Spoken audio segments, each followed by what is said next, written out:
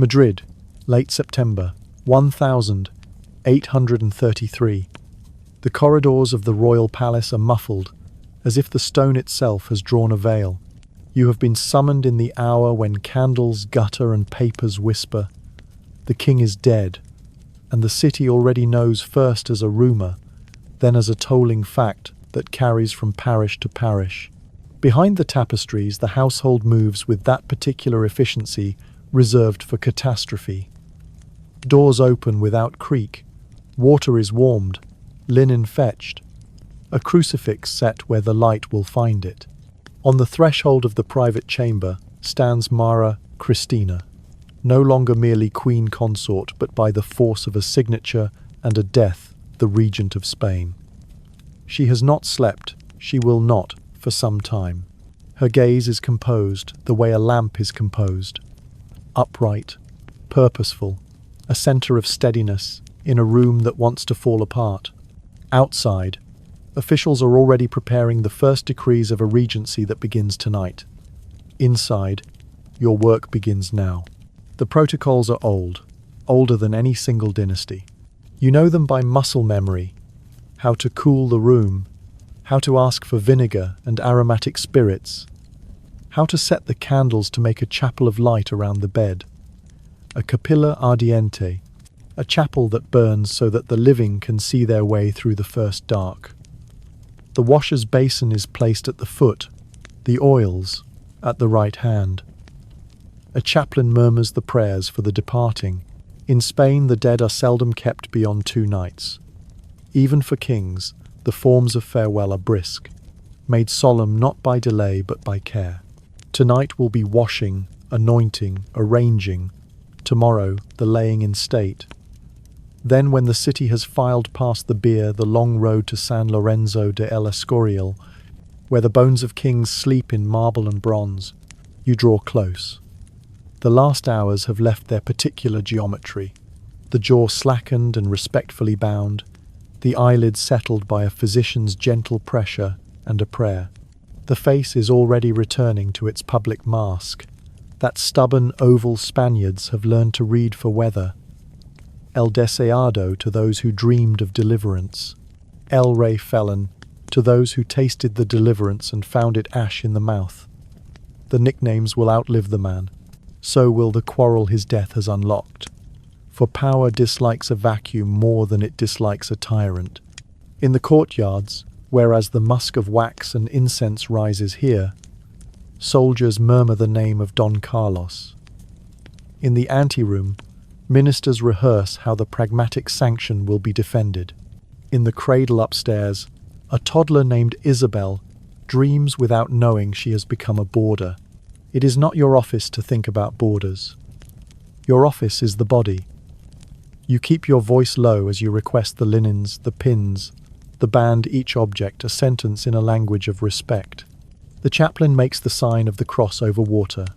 You add a curl of rosemary to temper the strong, sour note of death, and to reassure the living who must stand in it.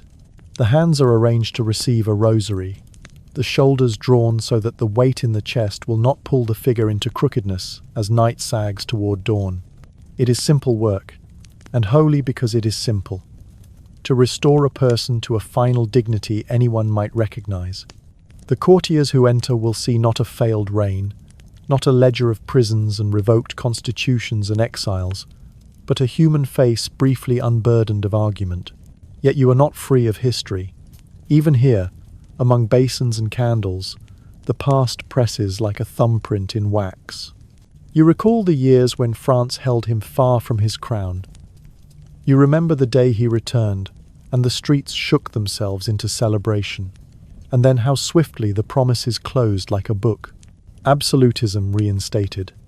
The Constitution of Cadiz dismissed as if liberty were an impertinent servant.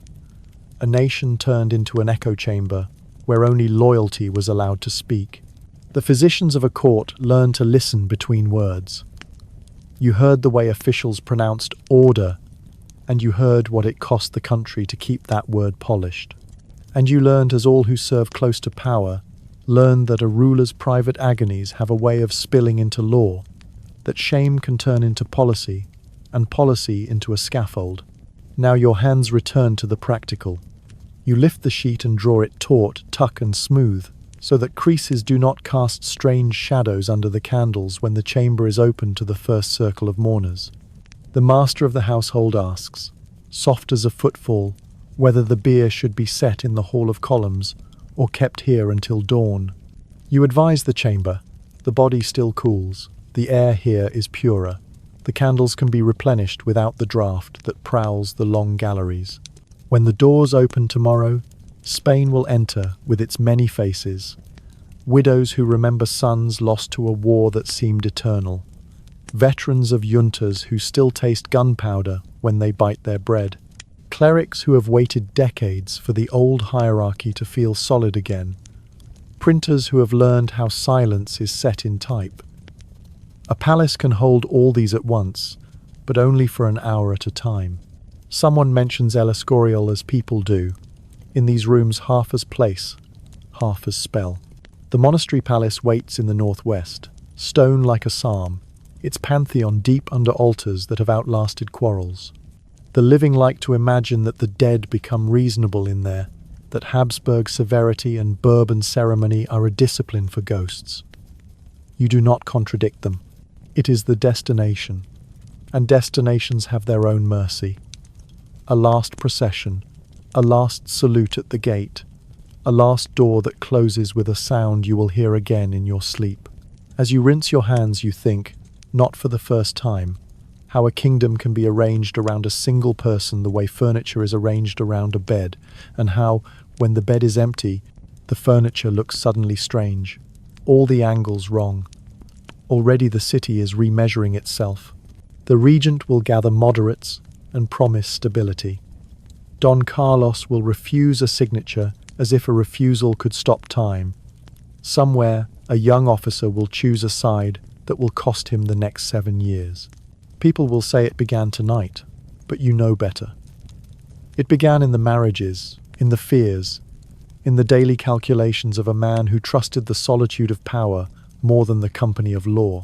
Death does not begin wars. It simply removes the last alibi. You finish. The rosary is set, the crucifix watches, the wax steadies, the queen, no, the regent, thanks you with a look that understands the value of quiet work. Before you withdraw, you set a final candle at the foot of the bed, small, almost shy, and you think of the difficult grace of this profession, to tend the human instrument after the music has stopped. Outside, the bells answer each other across Madrid. Inside, the air bends around the newly empty shape of a king. In a few hours the doors will open and Spain will come to see what, exactly, it has lost and what it has not. Before a body becomes a kingdom, it is a family story.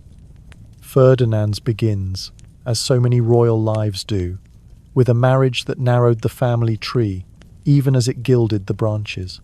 In 1765, the Bourbon heir to Spain, the future Charles IV, married his first cousin, Mara Luisa of Parma, an alliance stamped on medals, hymned by courtiers, and waved through by the dispensations that made cousin marriages routine policy across Europe's thrones. The bargain was simple and ancient. Keep power in the circle and trust Providence with the consequences. A generation later, on the 14th of October, 1784, at San Lorenzo de El Escorial, the granite heart of royal Spain, a child was born who would be asked to carry those consequences on his face, in his temper, and across an entire country. If the Habsburgs had taught Europe a cautionary tale about closed bloodlines marriages, stacked aunt to nephew and cousin to cousin, until the last of them, Charles II, seemed more heraldic device than man the Bourbons, who succeeded them did not entirely unlearn the habit. The science did not exist to name risk in the way a modern physician might. What existed were traditions, dispensations, and the example of every royal gallery's family resemblance.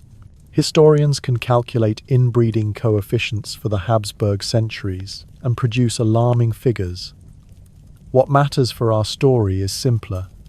People chose kin for reasons of state, and children like Ferdinand were born into those choices. At El Escorial, the architecture itself instructs. Monastic discipline set beside royal pomp, corridors as straight as laws claim to be, and crypts that declare dynasties end even if they do not apologize. This is where Ferdinand first saw ceiling and crucifix and nurse's face. His father was a shy man, more comfortable with routine than decision. His mother, clever, impulsive, certain of her own gravity. The court soon filled with the third presence that would define the prince's childhood. Manuel de Godoy, a handsome guardsman whose ascent to First Secretary of State owed as much to Mara Luisa's patronage and intimacy as to any theory of merit. Children learn their countries through households. Ferdinand learned his through a household of one weak king, one formidable queen, and one favourite whose shadow lay across the nursery door. For the prince there were tutors, catechisms, lessons in posture and silence. There were also whispers, and a boy's particular gift for collecting them. When a crown is far off, courtiers are bolder with their jokes. When it draws nearer, the same jokes are relabelled treason. To Ferdinand, the noise never quite changed key. He watched his father defer, and he learned what deference looks like from the inside. He watched his mother steer, and he learned how fear can masquerade as authority. He watched Godoy receive petitions, gifts, half bows that bent too lavishly at the waist, and he learned what power looks like when it has not earned itself. A child of such a triangle often grows into suspicion. Ferdinand perfected it the way another boy might perfect a sword drill. The family story widened into a country's when the revolution turned Europe's map to tinder. Spain stumbled from alliance to humiliation to uneasy truce. Godoy, protector and peacemaker in his own account, accumulated titles and insults in equal measure. In rooms far from the battlefield, the boy absorbed another lesson, that public failure can be reframed as private betrayal. If the army lost a skirmish, there must be a traitor. If the treaty cost Spain a friend, there must be a whisperer at court. If the king seemed irresolute, there must be a hand guiding his sleeve. The habit of mind that seeks persons, not causes, tightened around the young Ferdinand like a sash. He was given names early, the way kings are. To some he became El Deseado, the desired, because people fed on prophecies of a saviour prince who would sweep away the queen's favourite and the humiliations of foreign tutelage. To others he would harden, later, into El Rey Fel, the felon king, when hope soured in their mouths. Names are arguments. They pre-write the verdict. For a sensitive youth, they were also a mirror that always found him and never forgave him. In the schoolroom, capable masters tried to make a 19th century king from 18th century parts. Theology and statecraft, languages and ceremony, a sprinkling of Enlightenment vocabulary carefully trimmed not to offend piety. The boy learned the motions, as princes do. What he did not learn was the civic feeling that had left the classroom and taken up residence in CDs and Madrid cafes, the idea that a nation was more than its sovereign, that constitutions were not insults but instruments. It would be years before the paper truths drafted in 1812 would clash with the habits he absorbed in childhood, but the clash was already scripted. This childhood was not an idyll. It was a theatre of small humiliations and smaller revenges, dismissed servants, sudden angers, reconciliations that felt like rehearsals for something worse. The palace had a way of turning private awkwardness into public rumour. That the prince was awkward, physically shy, self-conscious, desperate to control the one thing a child can rarely control, how he is looked at is not a scandal. It is a personality taking shape in a room full of eyes. Where the source record is silent, later gossip supplies invention. What the documents do show is a young man increasingly sure that he was a joke told behind closed hands, and increasingly determined that no one would laugh at him without cost. That certainty, once hardened, is a dangerous curriculum for a future monarch. Around him, the adult world made choices that would right themselves only with effort and sometimes with blood. His parents' cousine marriage, so ordinary in its century, would be read by a later age as a parable. His mother's intimacy with a minister, so public that pamphleteers printed it without fear, taught him that loyalty could be leased. His father's reliance on that minister taught him that authority could be borrowed. A boy watching such transactions made his own. If law embarrassed you, you avoided it. If truth threatened you, you silenced it. If people smiled at you, you kept a notebook of names in case the smiles changed shape. And yet he could be charming. Witnesses from his youth describe a prince who, when the mood took him, could be playful, attentive, dutiful, in the formal ways that make monarchies bearable. The practiced courtesy, the exact bow, the right word to a nun or a veteran. He learned, as shy people often learn, to play the part required. The trouble with roles is that sometimes they fit too well. He began to suspect that everyone else was acting too, and that behind every actor there stood a writer with a sharp pen. That writer, in Ferdinand's mind, was almost always his mother's favourite. When he reached the age where politics was no longer a lesson but a weapon, he gathered around him men who fed the story he already preferred. That Spain's decline was the work of a few corrupt hands.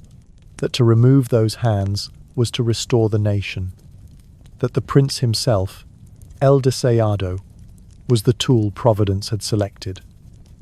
All the childhood ingredients had ripened. He had been born into a house where love was policy. He had grown in rooms where privacy was an illusion. He had found in suspicion a friend that always agreed with him. The boy of El Escorial nursed under the cool stone geometry of kings, tombs, and monks' prayers, was becoming a man who would rather break a country than admit that the joke might be on him. In family portraits from these years, you can watch the mask forming. The mouth firms, the eyes thicken around the lids, the chin sets itself as if preparing for a blow. A painter can flatter, stone cannot. Somewhere between the child who watched everyone else steer and the youth who began to plan his own turn at the tiller, a conviction formed that Spain was a house whose mirrors laughed. He would spend the rest of his life adjusting the lighting, moving the furniture, ordering the laughter to stop. The debt from those early decisions, the marriage that narrowed the blood, the court that traded love for influence, the boy who learned mistrust as fluently as Latin would come due. The bill, as always, would be presented to the country. Adolescence arrived, like a change in lighting rather than a change in scenery. The rooms were the same El Escorial's long corridors that ran as straight as a sermon. The Madrid apartments where tapestries kept drafts and secrets. But the glances were different. Boys in palaces learn early that attention is a form of weather. When Ferdinand's tutors praised a recitation, they watched his mother out of the corner of the eye. When they corrected a declension, they watched the door to see if the favourite was passing. It is not that the prince lacked instruction. He had Latin, theology, fencing, the etiquette of bow and signature it. It is that each lesson was held inside a theatre whose plot he could feel, but not name. He learned silence before he learned statecraft. He learned suspicion before he learned law. In the public story, his father was king and his mother queen. In the private story that any attentive child could read, his father Charles IV was a good man on the wrong throne, pious, habit-driven, more comfortable with protocol than decision, while Mara Louisa of Parma was the fixed star of the household, quick-witted, willful, and convinced that her instincts were a kind of governance. And in orbit around both, drawing tides no one could ignore, moved Manuel de Godoy. Guardsman turned Prince of the Peace, a favourite whose power bent rooms around him like heat. Ferdinand watched the three-cornered geometry every day and took from it the first durable lesson of his youth. If authority cannot be earned, it will be borrowed. If it cannot be borrowed, it will be staged. The world beyond the palace was no steadier. The French Revolution had cracked the plaster of every royal ceiling. Alliances were chalk marks that rain could erase. Spain lurched from war to treaty and back again, often under Godoy's hand. When Lisbon was promised to France in the secret Treaty of Fontainebleau, 1807, The reward dangled before Godoy was a little crown of his own in Algarve, proof that foreign policy could look uncomfortably like patronage when viewed from a nursery window. If a battle went wrong, people looked for a traitor. If a treaty cost pride, people looked for a whisperer in the Queen's apartments. Young Ferdinand absorbed the habit of personalizing causation, of reading events as somebody's fault rather than something's consequence. It is an intoxicating way to think, especially for a boy certain that others are laughing when he leaves the room. He had names before he had powers. To pamphleteers who despised Godoy, the prince became El Deseado, the desired, because he represented a future without the favorite. The name was a prophecy and a trap. Later, when hopes curdled, the same mouth that had cried salvation would settle on El Rey Felon, the felon king.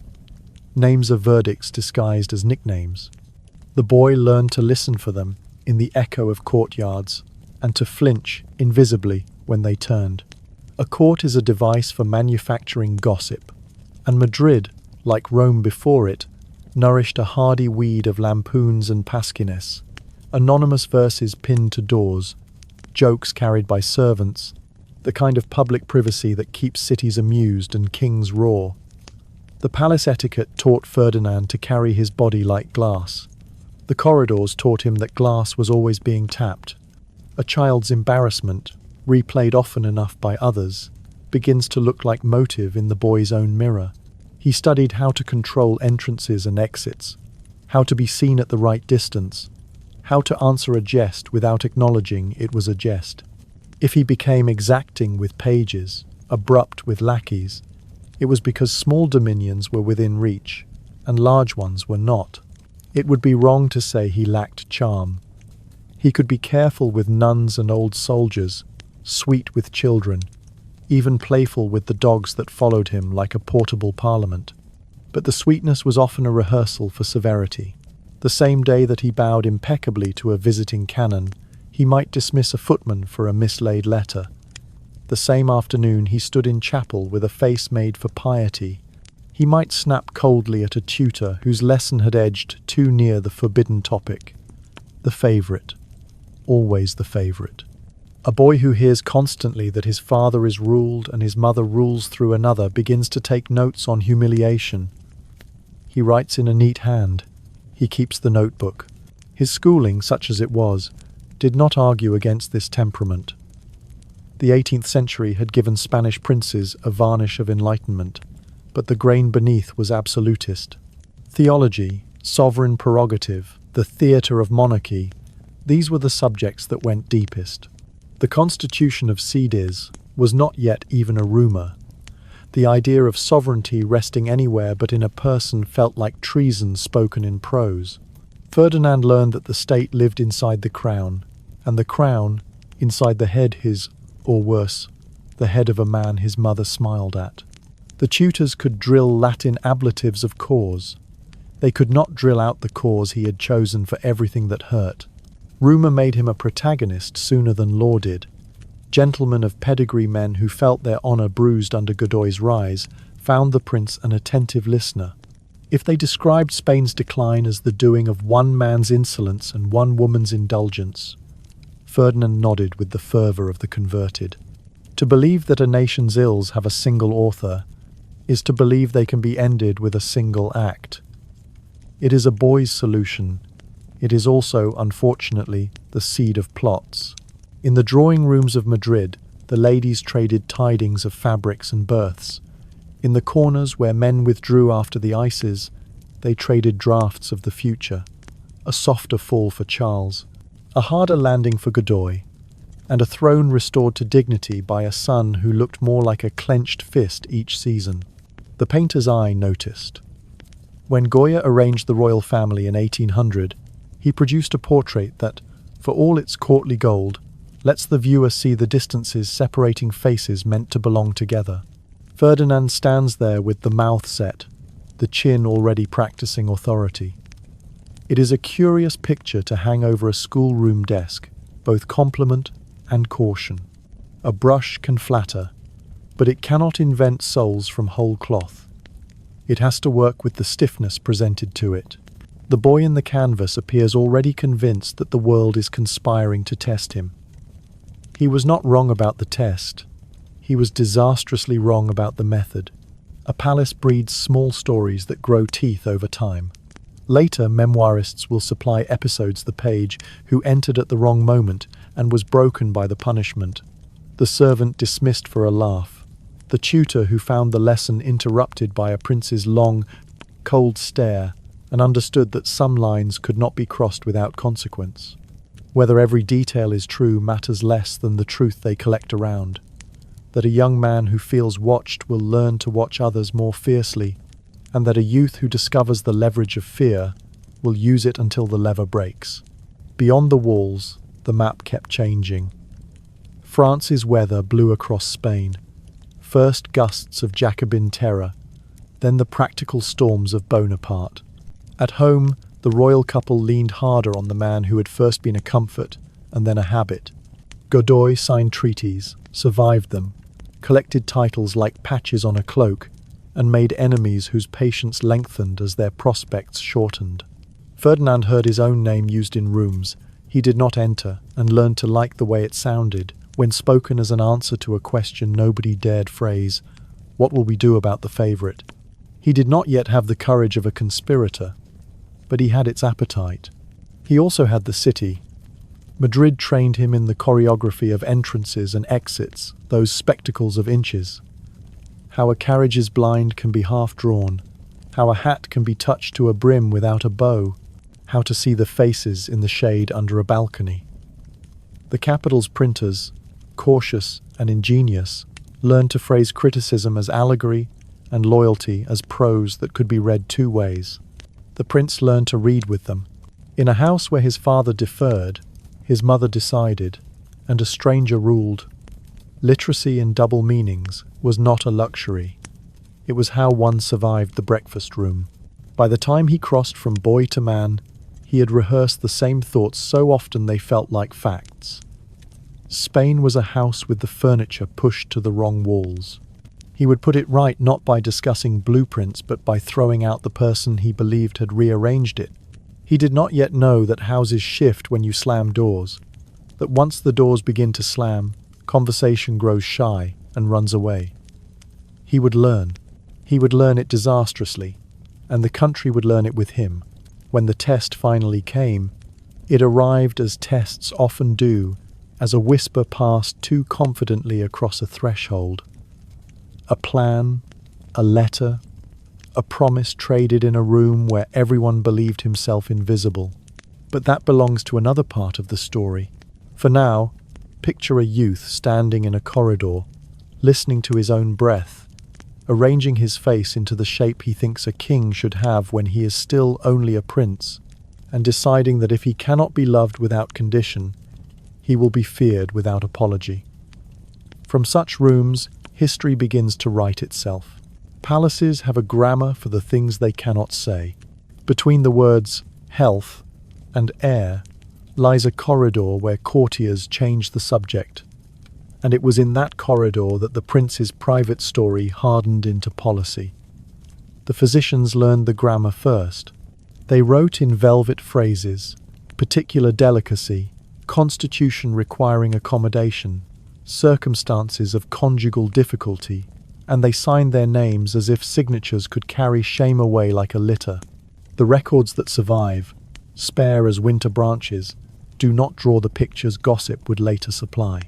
What they do show is a court that reorganized itself around an intimate problem, and a young man who began to believe that the world owed him a reversal of nature. It started, as these things often do, with euphemisms and furniture. The attendants charged with arranging the royal apartments kept a separate ledger for items to be placed when required, a catalogue of supports and cushions and bottles labelled with Latin that a layman could mistake for devotionals. A chamber can be made into a clinic by the simple act of moving a chair 2 handbreadths and placing a screen where a mirror once stood. The Queen's ladies smiled in the way women smile when the subject is not theirs to name. The physicians developed the habit of speaking in the passive voice, and the prince, now a man, studied their faces for any flinch that might betray amusement. If he found one, the face disappeared from the corridor. He had learned in childhood how to make small dominions answer to him. Now the dominion was the bedroom, and the stakes were national. The medicine of the age was equal parts hope and habit. Laudanum was the whisper in every cupboard, a spoonful of sleep beside the rosary. Midwives and doctors disputed quietly in the corners of churches about who knew what a woman could bear. Anatomists spoke in theatres to men who did not know the names of their own bones. Obstetrics was an art passed hand to hand, like a candle. Nerves were an explanation for any ailment that embarrassed the polite. The body's mysteries were wrapped in God's will and the physician's discretion. In such a world, a prince's private ordeal became both less speakable and more public. When the objective was an heir, the problem ceased to be his alone. It belonged to the monarchy, to the chancelleries that watched it, to the priests who would christen a future, and to the servants who changed sheets and pretended not to count nights. Rumour will always choose colour over contour. Later writers, and earlier enemies, would paint the king's difficulty in shapes designed to mortify. We will not. The point is not a sketch, it is a pressure. In the first marriage, the pressure grew month by month into a ritual of attempts set like appointments. Prayers first, then the physician's preparations, then the business of duty, conducted with an air of procedure that is death to tenderness. The young queen, pious, educated in all the ways that mattered publicly and few of the ways that mattered privately, learned to fold herself into obedience and afterwards into sleep, aided by the tincture every lady's maid could recite a recipe for. The courtiers noticed that her laughter thinned.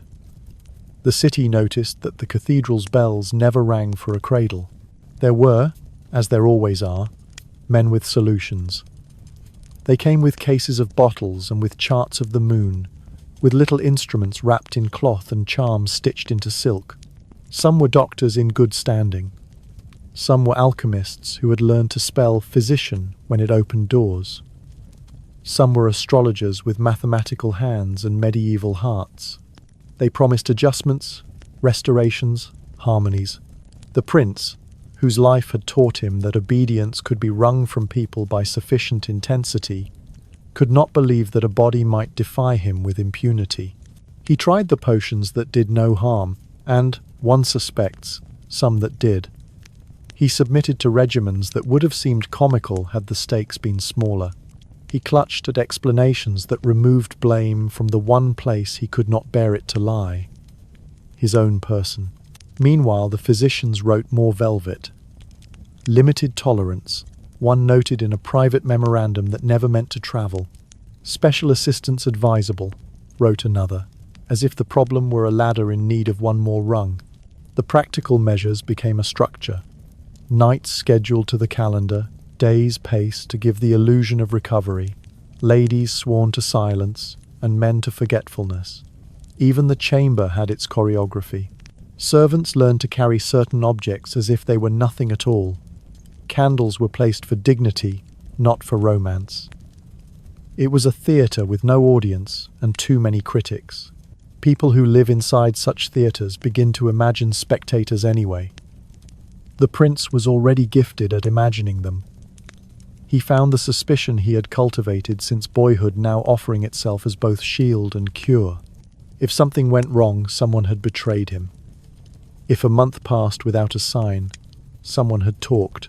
He punished whispers with the same solemnity a court reserves for crimes, and when he could not find whispers, he punished looks. It is one of the sorrows of absolute power that it can make even decent men briefly indecent. In Ferdinand, indecency began to feel like government. The first marriage ended, as poor marriages do, in illness and rumour, and a death that removed the woman but not the problem. Grief sat strangely on him, part genuine wound, part furious bafflement that Providence had allowed him no explanation he liked. Spain is a country of altars. He tried them. Spain is also a country of physicians who have spent their lives watching women labour and men age. He tried them too. Between the priest's absolutes and the doctor's guesses, a man can lose the habit of uncertainty. Ferdinand replaced uncertainty with will and called it virtue.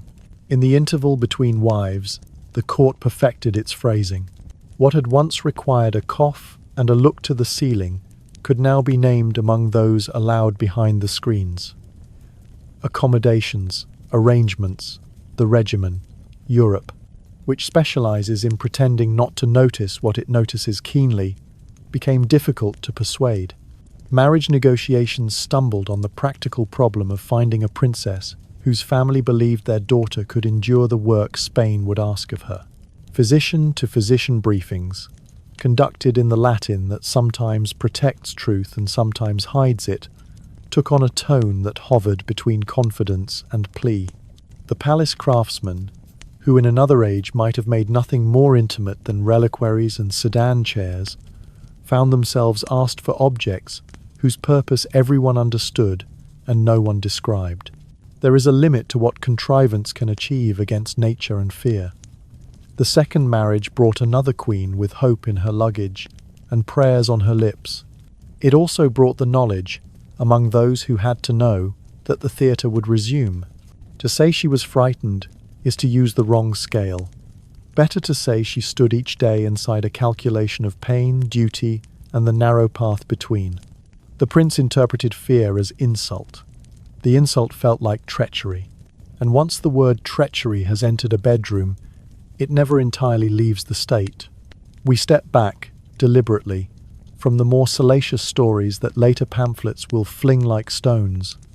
They tell us more about the appetites of readers than the conditions of a king. What history can say with less presumption is that a private trouble, neither confessed nor cured, became a public cruelty. In the ledger where ministers dream of a son to quiet the country, months turn into years, and the space where a name might go remains blank. In that blankness, Ferdinand found the echo he had been fighting since childhood, a whisper that the house was laughing. He answered it as he had always answered, by making more silence. They dressed Barcelona like a promise.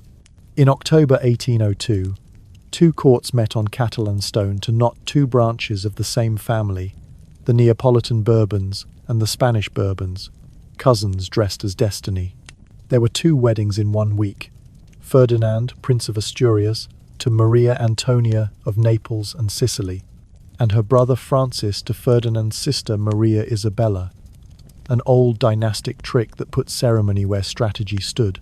Inside the cathedral, the cantors filled the vaults with gold. Outside, the city answered with bells and bread, the ancient language by which a people tells its rulers they are willing to be ruled. The bride and groom were both 17. They looked like a solution. Solutions in palaces become rooms.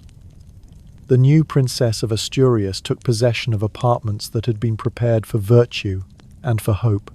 She had the portfolio expected of a Bourbon consort: languages, music, piety, the studied ease with which a woman could move among altars and audiences without being mistaken for either. She also had a spine, inherited from a mother, Maria Carolina of Austria, who had lived through revolutions and measured men by whether they stood or bowed as the world fell.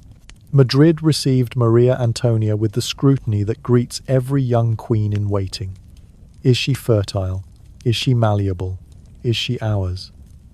The answer to that last question turned out to be complicated. She did not belong to the Queen Mother, and she did not belong to the favourite. She belonged to her own clear sense of how a court should carry itself. The rooms noticed. The marriage began with ceremony and settled into arithmetic. Months were counted in candled hopes. Prayers were said on a timetable more exact than any council's agenda. When nothing came of those months, the arithmetic turned against the bride. Twice, in 1804 and again in 1805, she conceived. Twice she lost the children. Twice the palace adjusted its face to match the news. First the stiff smile of "next time," then the closed expression with which courtiers store grief safely out of sight. In every monarchy, the absence of a cradle echoes more loudly than a sermon. Rumour rushed to fill the echo, naming the bride's nerves, then her devotions, then the air itself. The only truths that remain on paper are plain. 2 pregnancies, both miscarried. It did not help that the house into which she married was a house trained in suspicion. Mara Louisa of Parma, the Queen Mother, disliked her daughter-in-law with the practiced artistry of a woman for whom dislike was a political instrument. Manuel de Godoy, still the unavoidable sun around which the palace revolved, read in Maria Antonia's presence a future in which his own shadow might shorten. Words like poison travel easily through courts. They arrive with their own footmen. Naples believed Spain capable of anything. Spain believed Naples would sanctify anything. Later chroniclers, sorting rumour from residue, left the verdict we must keep. The accusations existed, the evidence does not. Maria Antonia died not of intrigue but of illness, and the malice that surrounded her in life had to make do, in the end, with being only malice. Between the arithmetic of conception and the geometry of intrigue stood the young husband. He was no longer merely the boy who learned to protect himself by inventing enemies. He was a man asked to convert private difficulty into public continuity. Where tenderness should have been, procedure grew. The physicians spoke in velvet, accommodations, assistants, regimen. The ladies of the princess learned the paths through the apartments by which a screen could be moved without seeing the thing it screened. Laudanum lived in its usual cupboard, an old, bitter solution in a small bottle, widely prescribed across Europe's polite houses for pain, for sleep, for nameless dread, and when the nerves of a palace frayed, it was the only servant who never left. None of this heals, it only postpones. What can be said without trespassing into cruelty is simple. Maria Antonia was young, and she suffered. Ferdinand was young, and he mistook suffering for insult. The more a marriage resembled a ritual performed for the state, the more each failure felt like a conspiracy. The princess had a wit that could defend itself. The prince had a temper that remembered everything. Under those conditions, even kindness comes out wrong.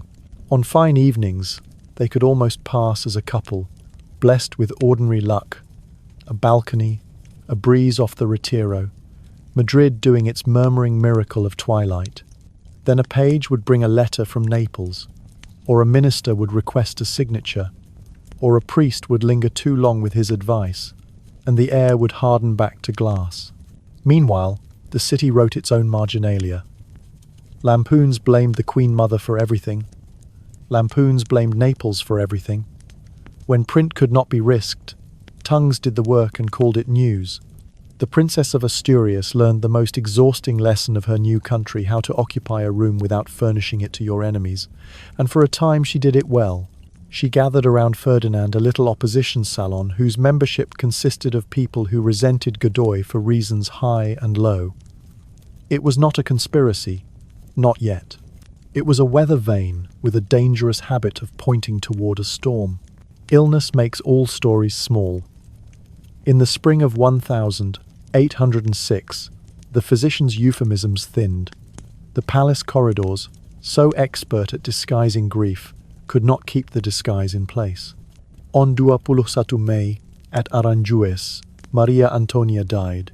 The official words were the same words used for half the women of her century. Consumption, decline, the wasting that takes a name only after it has completed its work. She was 21.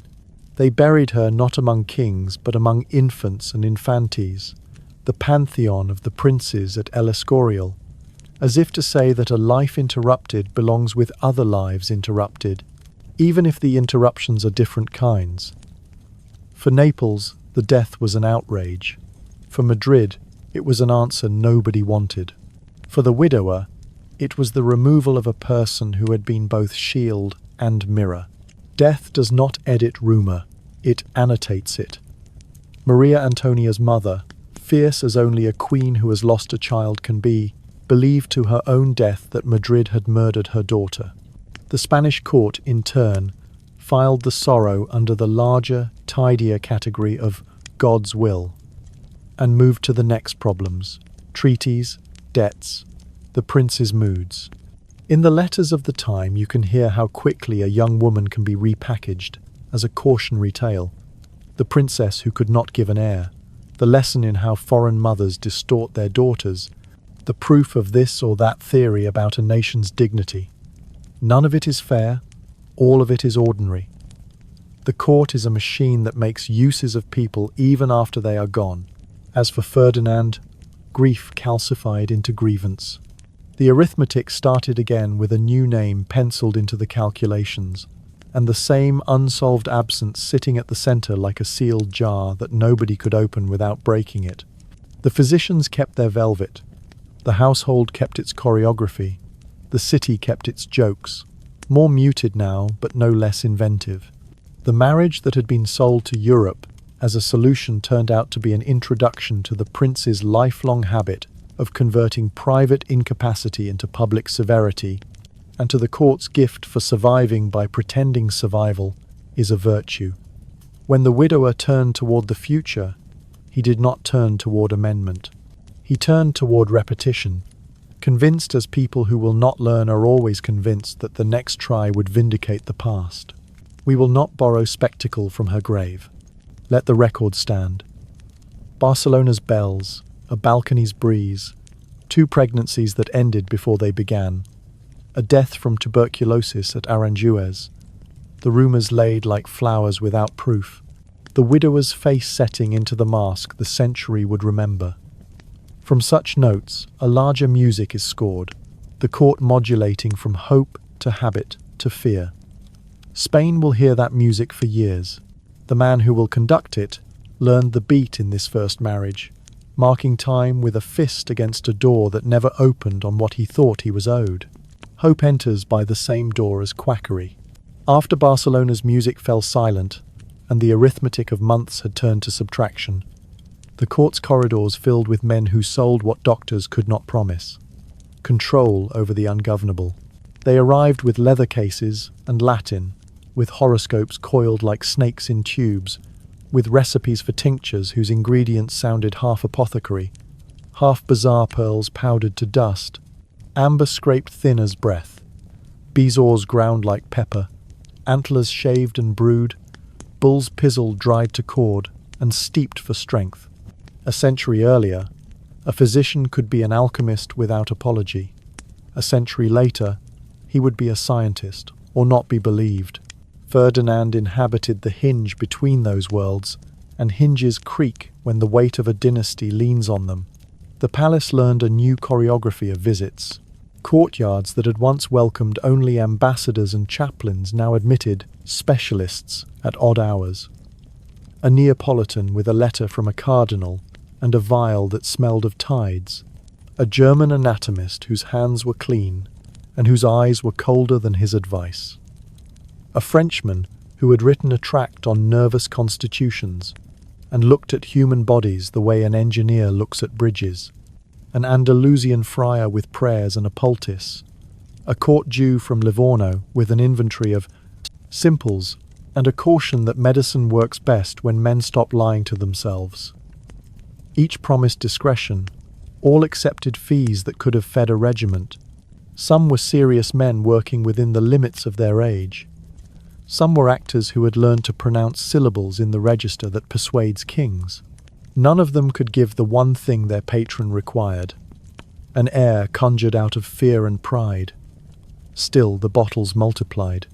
Laudanum was the sovereign solution, an old friend in a dark glass coat supposed to help the nerves, to calm the trembling that begins in the mind and ends in the limbs. Its gifts were real and treacherous at once. Sleep, hush, a smaller world. Maria Antonia leaned on it in her misery, as half of Europe's ladies did in theirs, and the palace physicians' men, who had watched too many labours to be shocked by doses measured drops, with the sobriety of chemists and the helplessness of confessors. Laudanum muffled screams. It did not mend marriages. It softened recollection. It did not change tomorrow's count. Beyond the tinctures stood the heavens. Astrology had been expelled from respectable syllabi, but maintained a tenacious back staircase into the chambers of the mighty.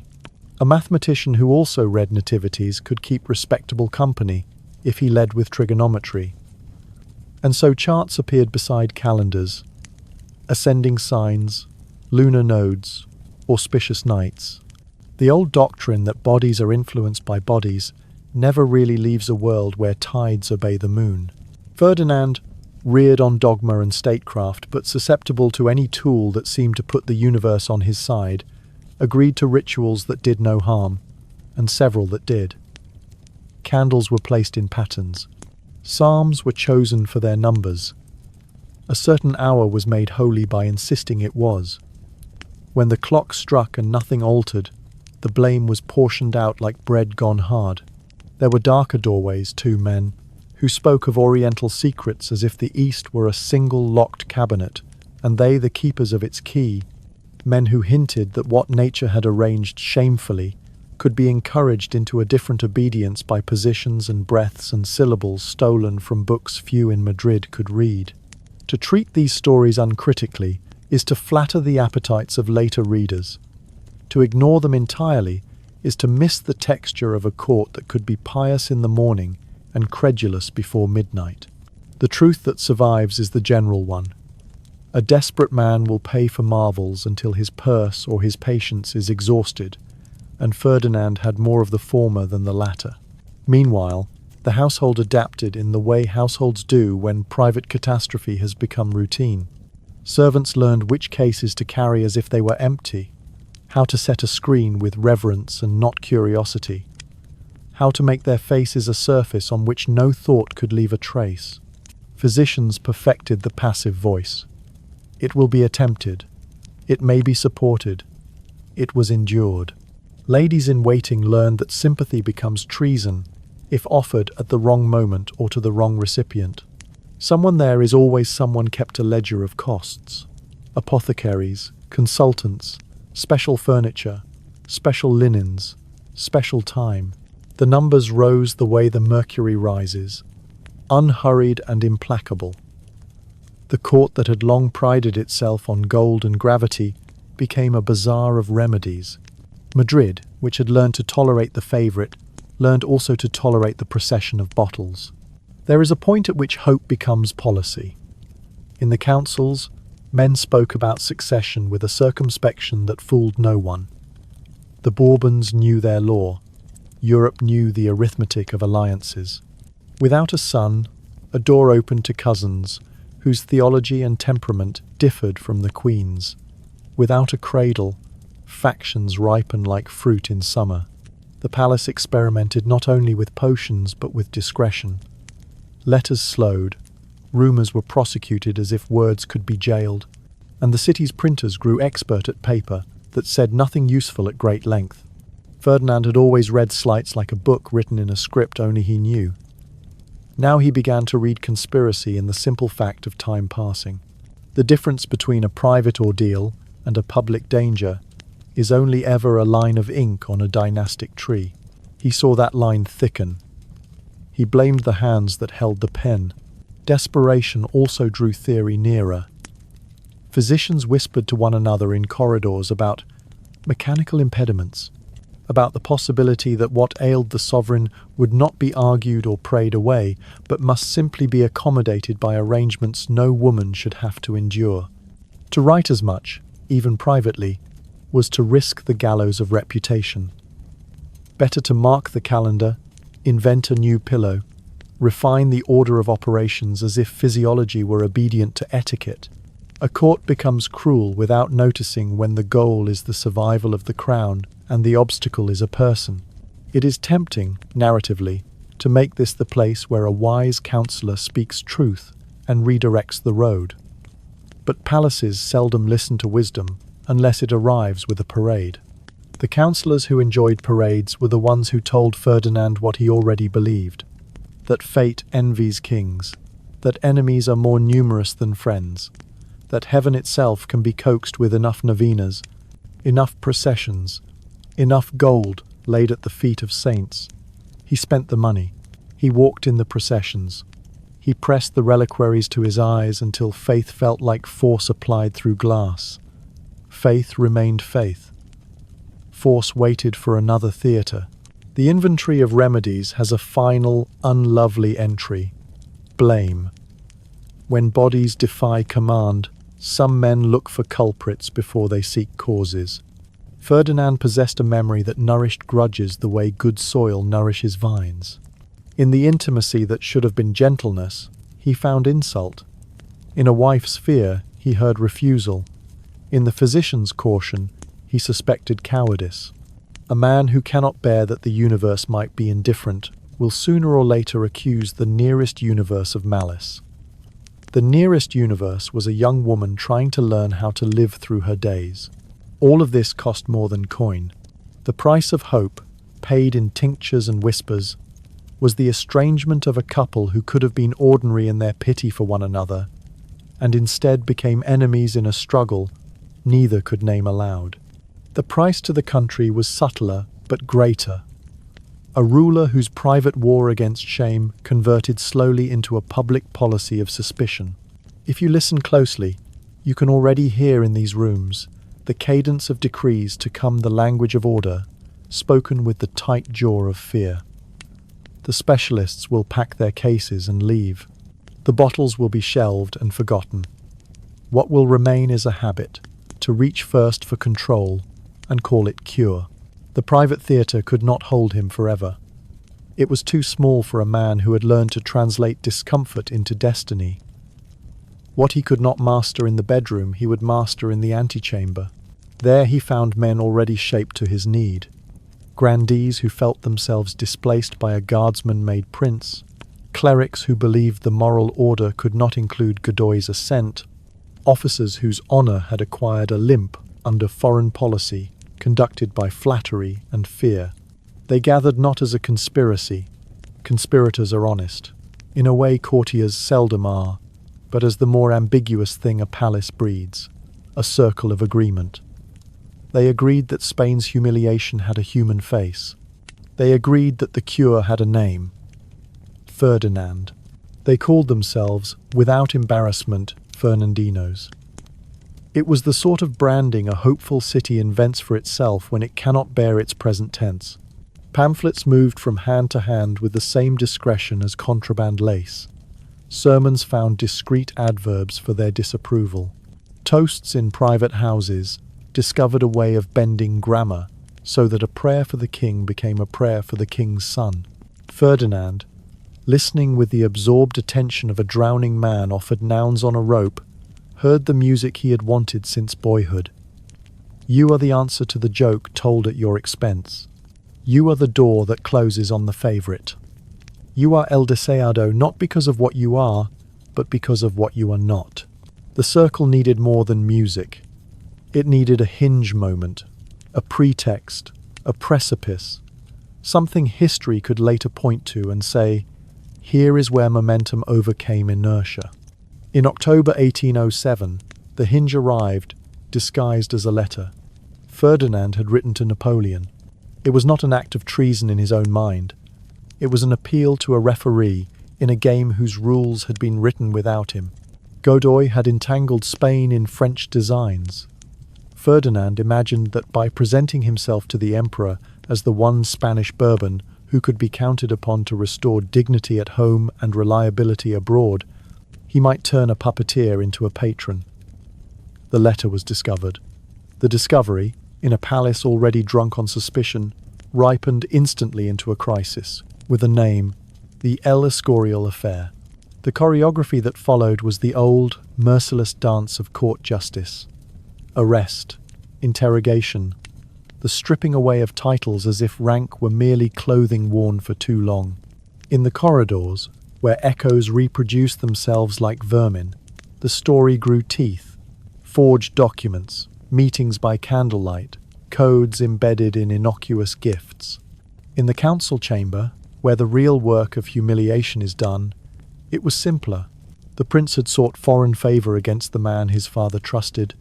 The prince had encouraged men of station to dream of a future in which he rewarded their loyalty and punished their enemies. The prince had allowed himself to believe that God watched history's chessboard as intently as he did, and would prefer a son to a favourite. In this first great test, He did what fearful men so often do when faced with an authority they dread and need. He folded. He named names. He explained motives. He gave the story away as if the story were a sickness and confession its cure. At El Escorial, his father stared at him with the exhausted astonishment of a man discovering that blood and loyalty do not guarantee anything more than a headline. Maria Luisa watched with the cold satisfaction of a woman whose judgment, at last, had been dramatized. Godoy smiled, the way a survivor smiles when the storm's first tree has fallen, and did not ask which tree would be next. The prince, who had learned since childhood to carry humiliation like a hot coal in his mouth without crying out, swallowed and said he was sorry. He was released. Others went to cells. The circle broke and learned the oldest lesson of circles, that they can be broken. It is tempting to call this cowardice and be done with it. But cowardice in palaces is never simple. It is alloyed with calculation and with the habits of a mind trained to imagine laughter behind every door. Ferdinand told himself that survival was a strategy. He told himself that confessing ensured that one day he could undo what had been done to him. He told himself, perhaps even believed, that Providence had a taste for men who wait and then strike. He had little practice with patience. Necessity gave him some. If humiliation is a teacher, it taught him one crucial lesson. Next time, he would not trust letters. Madrid learned a different lesson. The El Escorial affair proved that the royal house had cracked along a line that could no longer be papered over with protocol. The favourite was no longer merely disliked. He was unsafe. The prince was no longer merely mocked. He was dangerous. The king, gentle and tired, was now a stage on which others rehearsed their exits. The capital, which had spent a decade treating politics like weather, something that happens to you while you discuss it, felt a barometer plunge. When barometers plunge, people open doors to smell the air. The air smelled of France, because outside the palace, the map kept being redrawn by a man who did not much care about anyone else's drama. Napoleon's armies had learned to pass through treaties the way water passes through nets. In October 1807, Spain and France signed the Treaty of Fontainebleau to carve up Portugal. French troops entered Iberia with permission, and then behaved as if permission were ownership. The road from cooperation to occupation is seldom well lit. It is walked one confident step at a time, in borrowed boots. Ferdinand's letter had been one such step. Napoleon needed no letters to take the rest. And so, while the prince practiced penitence and the favourite savoured vindication, French columns made themselves at home on Spanish roads. Villages learned new commands and new taxes. Garrisons learned to share their barracks with men who spoke a language that turned Spanish consonants into stone. When a nation wakes to the discovery that it has misnamed its guest, it asks for someone to blame. Spain had already prepared the faces. Godoy, who had invited the French into the house. Charles, who had allowed it. Ferdinand, who seemed the only available door out. In March 1808, at Aranjuez, the fury broke its bottle. A riot, a palace sacked, the favourite dragged from his refuge like a thief. The king pressed to abdicate, the prince elevated in the name of order by a crowd that resembled a verdict. This, at last, is what we desired, but that belongs to another chapter. What matters here is the way the private nightmare, the feeling of being laughed at, the need to still that laughter by rearranging the room, became a public method. In the El Escorial affair, Ferdinand discovered the uses of confession and betrayal. He learned that allies are instruments, that instruments can be discarded when they break, and that the breaking can be blamed on the pressure of circumstances rather than the hand that applied it. He learned that letters are liabilities. He learned most of all that the people who call you El Deseado do not necessarily mean you. They mean the mirror you hold up to their sickness. You reflect back their desire for simplicity and for a season that feels like love. From this point forward, he would govern his conspiracies with the same instincts he had honed in rooms where tenderness failed. control, secrecy, punishment, repetition. If the first plot ended in confession, the next would end in silence. If the first ring of supporters splintered, the next would be bound by fear. A man who cannot make trust out of intimacy will try to make obedience out of dread. He had the temperament. History was about to give him the stage. In a few months, he would meet the emperor to whom he had once written. In a few weeks more, he would understand that to stand between a favorite and a father is one kind of danger. To stand before Napoleon is another.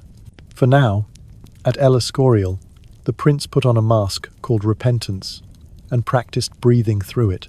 He would need the practice. Bayonne does not look like a crossroads on a map. It looks like a courtesy. "Come, be my guest," the emperor had said, though invitations from conquerors are shaped more like corridors than rooms. In April 1808, the royal family crossed the Bidassoa into France, a procession of state coaches and nerves, and discovered that hospitality could have locks. First, the father abdicated under pressure. Then the son renounced what he had just received. Then, in a theatre of signatures whose script had been rehearsed elsewhere, both father and son surrendered Spain to Napoleon's brother Joseph. The papers called them acts. Madrid understood them as the opposite.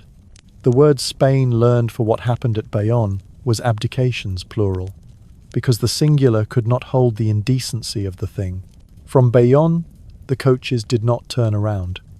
They continued deeper into France, to a Loire chateau whose name would become a synonym in Spain for the insult of gilded captivity. Valonay, a house of stone and gardens and books, a house famous for cheese, less famous for how silence sounds in August, a house that belonged to Talleyrand, who understood better than anyone alive how to make a room-serve policy. Here Ferdinand spent nearly 6 years, with his brother and uncle, and a court shrunk to the dimensions of a country house. Guards were discreet, which is to say they were everywhere. The windows opened onto France. The letters had to exit through France. Even the prayers crossed the air of France before they reached their Spanish saints. Prison refines a man's habits. Ferdinand's narrowed into two, writing and waiting. He wrote letters to sovereigns and ministers whose titles reassured him that the old grammar of Europe was not yet abolished, letters full of the politeness that has the texture of hunger. He asked after brides with the decorum of a man petitioning Providence to be practical. He rehearsed in ink the arguments he would one day use to explain why the constitution that had been drafted in Cadiz, in his absence by men who dared to call a nation a legal person, was not a promise but an affront. In the mornings he waited for replies. In the evenings he waited for the sound of a footstep that might mean news. A life of waiting will invent an enemy to keep itself company. His had a French address and a Spanish name. Godoy still, in memory. Afrancesados, the Frenchified, in prospect. He was not tortured, except by time. The house was comfortable, the library rich, the meals regular in the way meals become regular when a man has too little else to count. But a king in custody is a specimen as well as a guest. Doctors came and went with courteous questions, with thermometers that replaced pulses with numbers, with the clinical tone that reassures ordinary patients and enrages princes. They recorded his ailments as one records weather. He obliged them with aches. He had, after all, a gift for translating anxiety into the body. Now and then he complained of maladies that were the only permissible way to say he felt humiliated. Medicine listened without comment. Even the most sympathetic French physician could not prescribe the one thing his patient demanded. Spain? Meanwhile, outside the borders of his day, Spain discovered itself again in suffering. On 2 May 1808 Madrid rose. By 3 May it bled under firing squads, whose famous light would later belong to Goya's paint. Across the peninsula, guerrillas learned to harvest occupation the way their fathers had harvested grain, with stubbornness, with knives, with an appetite for ambush that turned roads into suspense. Cities changed hands like bad coins. The British arrived under a general whose genius resembled thrift, to spend lives and movement with a miser's care, to force time to fight on his side. In Cadiz, the Cortes assembled under siege and wrote a constitution in a storm, 1812, a date that arrives like a clean shirt after months of sweat, declaring that sovereignty lives in the nation and that the king is its magistrate, not its owner. The paper crossed the sea and found Ferdinand at a French table. He read it the way a man reads a letter from a surgeon announcing that a limb will be saved by taking it off. It is fashionable to say he learned nothing at Valognes. He learned patience, which is not nothing. He learned the pleasure of promises, which would later unmake other men. He perfected the art of answering courtesy with courtesy while storing the insult behind his eyes. He learned that a treaty like the one signed in December 1813 to effect his release can be what both parties need it to be. For Napoleon, a useful shedding of a burden as the world narrowed around him. For Ferdinand, a document that could be read as blank paper onto which he would write his will upon his return. Valognes humanized him only in the sense that it made his resentments more domesticated. He would bring them home like well-fed dogs and let them off the leash. To the French hosts, he was a quiet, formal man, prizing ceremony as a hedge against indignity. He walked the gardens with the posture of a person who understands that enemies watch posture. He took pains with devotions. He played at cards without liking to lose. He answered questions in the style of kings, with statements that sound like answers and refuse their spirit. He developed a habit of not reading to the end of a page if the page resisted him. He would recognize this habit later in law. To his few intimates, he remained the boy of El Escorial, with the eyes that never forgot a slight. They sensed, correctly, that the man who returned would not embrace the country that had invented a constitution for him. He would abolish it and search the room for anyone who smiled. If the years in France provided any softening, it was reserved for his piety. He loved ritual more after Valognes, because ritual, unlike people, obeyed. It started when he told it to. It ended when he paused. It never laughed. There is a passage in a letter from this period in which Ferdinand congratulates himself on his fidelity to his faith, to his rank, to the idea of Spain as a beautifully arranged room. He imagines unlocking the door and finding the furniture just as he remembers it, deference where he left it, obedience polished. The Constitution of Cadiz folded and returned to a drawer. He did not imagine that while he measured curtains in his head, the house had learned to live with windows open, papers read in public, laws discussed aloud, a nation that had pronounced the word citizen without irony and liked the taste of it. He would discover all that when he came back. For now he waited among French hedges for a courier to come up the drive and say that the waiting was over. No one at Valognes told him how change survives siege. The Cortes in Cadiz had been compelled to mix caution and audacity in equal parts. The British had learned to build victories by not squandering the small ones. The guerrillas had discovered that humiliation can be alchemized into stamina.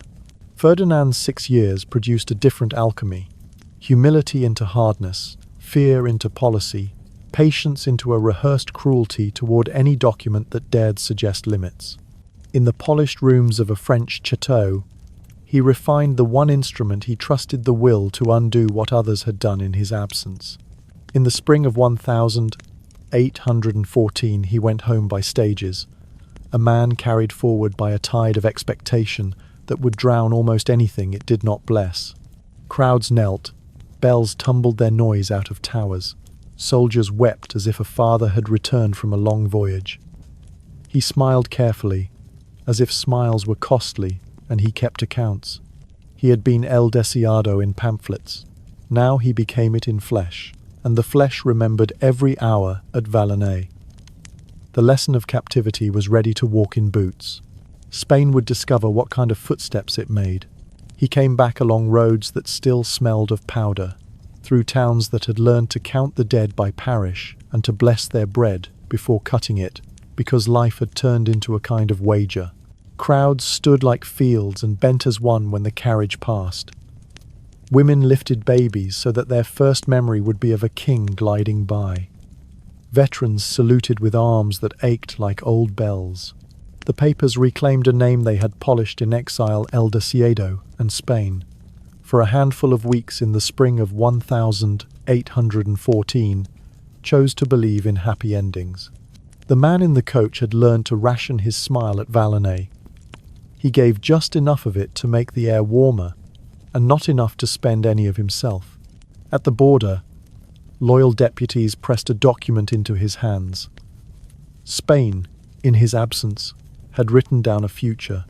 In Cadiz, besieged, hungry, stubborn, the Cortes had proclaimed that sovereignty lived in the nation, that the king would reign but not rule without law, that citizens were not guests in their own country but its authors.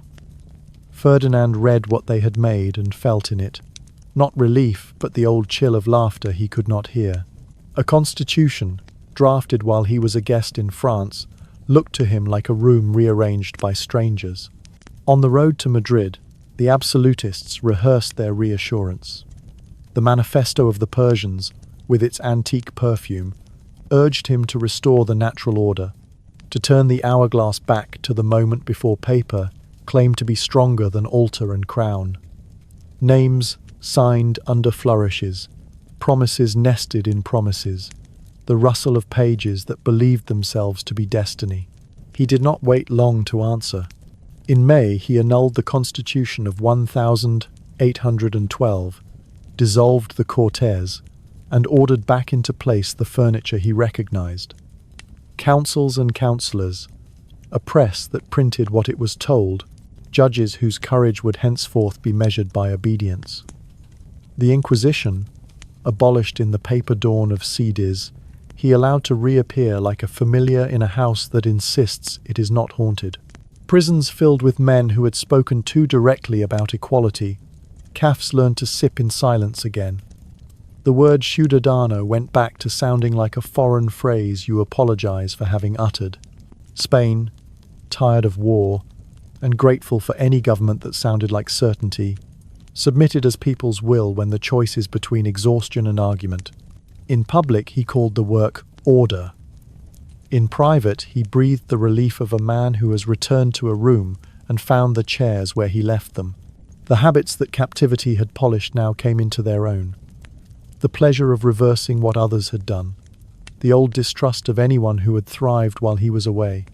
The allergy to limits framed as piety. He attended Mass with the devotion of a clock, took care with processions, knelt with a choreography that satisfied both conscience and theatre. Ritual soothed him because, unlike people, it obeyed. The law, which had tried to place itself above him, he returned to the cupboard where kings keep tools. Spain, of course, had not been waiting politely in a chair for his return. The Peninsular War had taught villagers to govern themselves for months at a time. Regiments had learned to argue with their officers.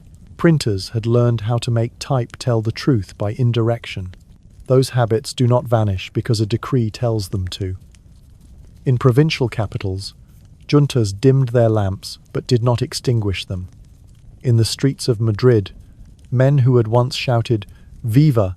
learned to modulate the vowel to carry more meanings. The king mistook quiet for consensus. Quiet was only breath. His household became the nation in miniature. The same suspicions that had once patrolled his bedrooms now patrolled ministries. Ministers were changed the way a man changes gloves in bad weather, often with the same pair appearing again minutes later, stiff and damp.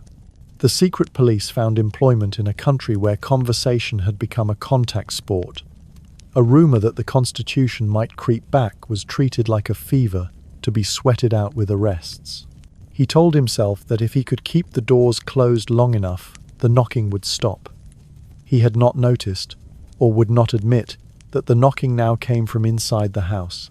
There were men who tried to counsel him toward law, a reconciliation between throne and paper that other countries were discovering as a tolerable peace.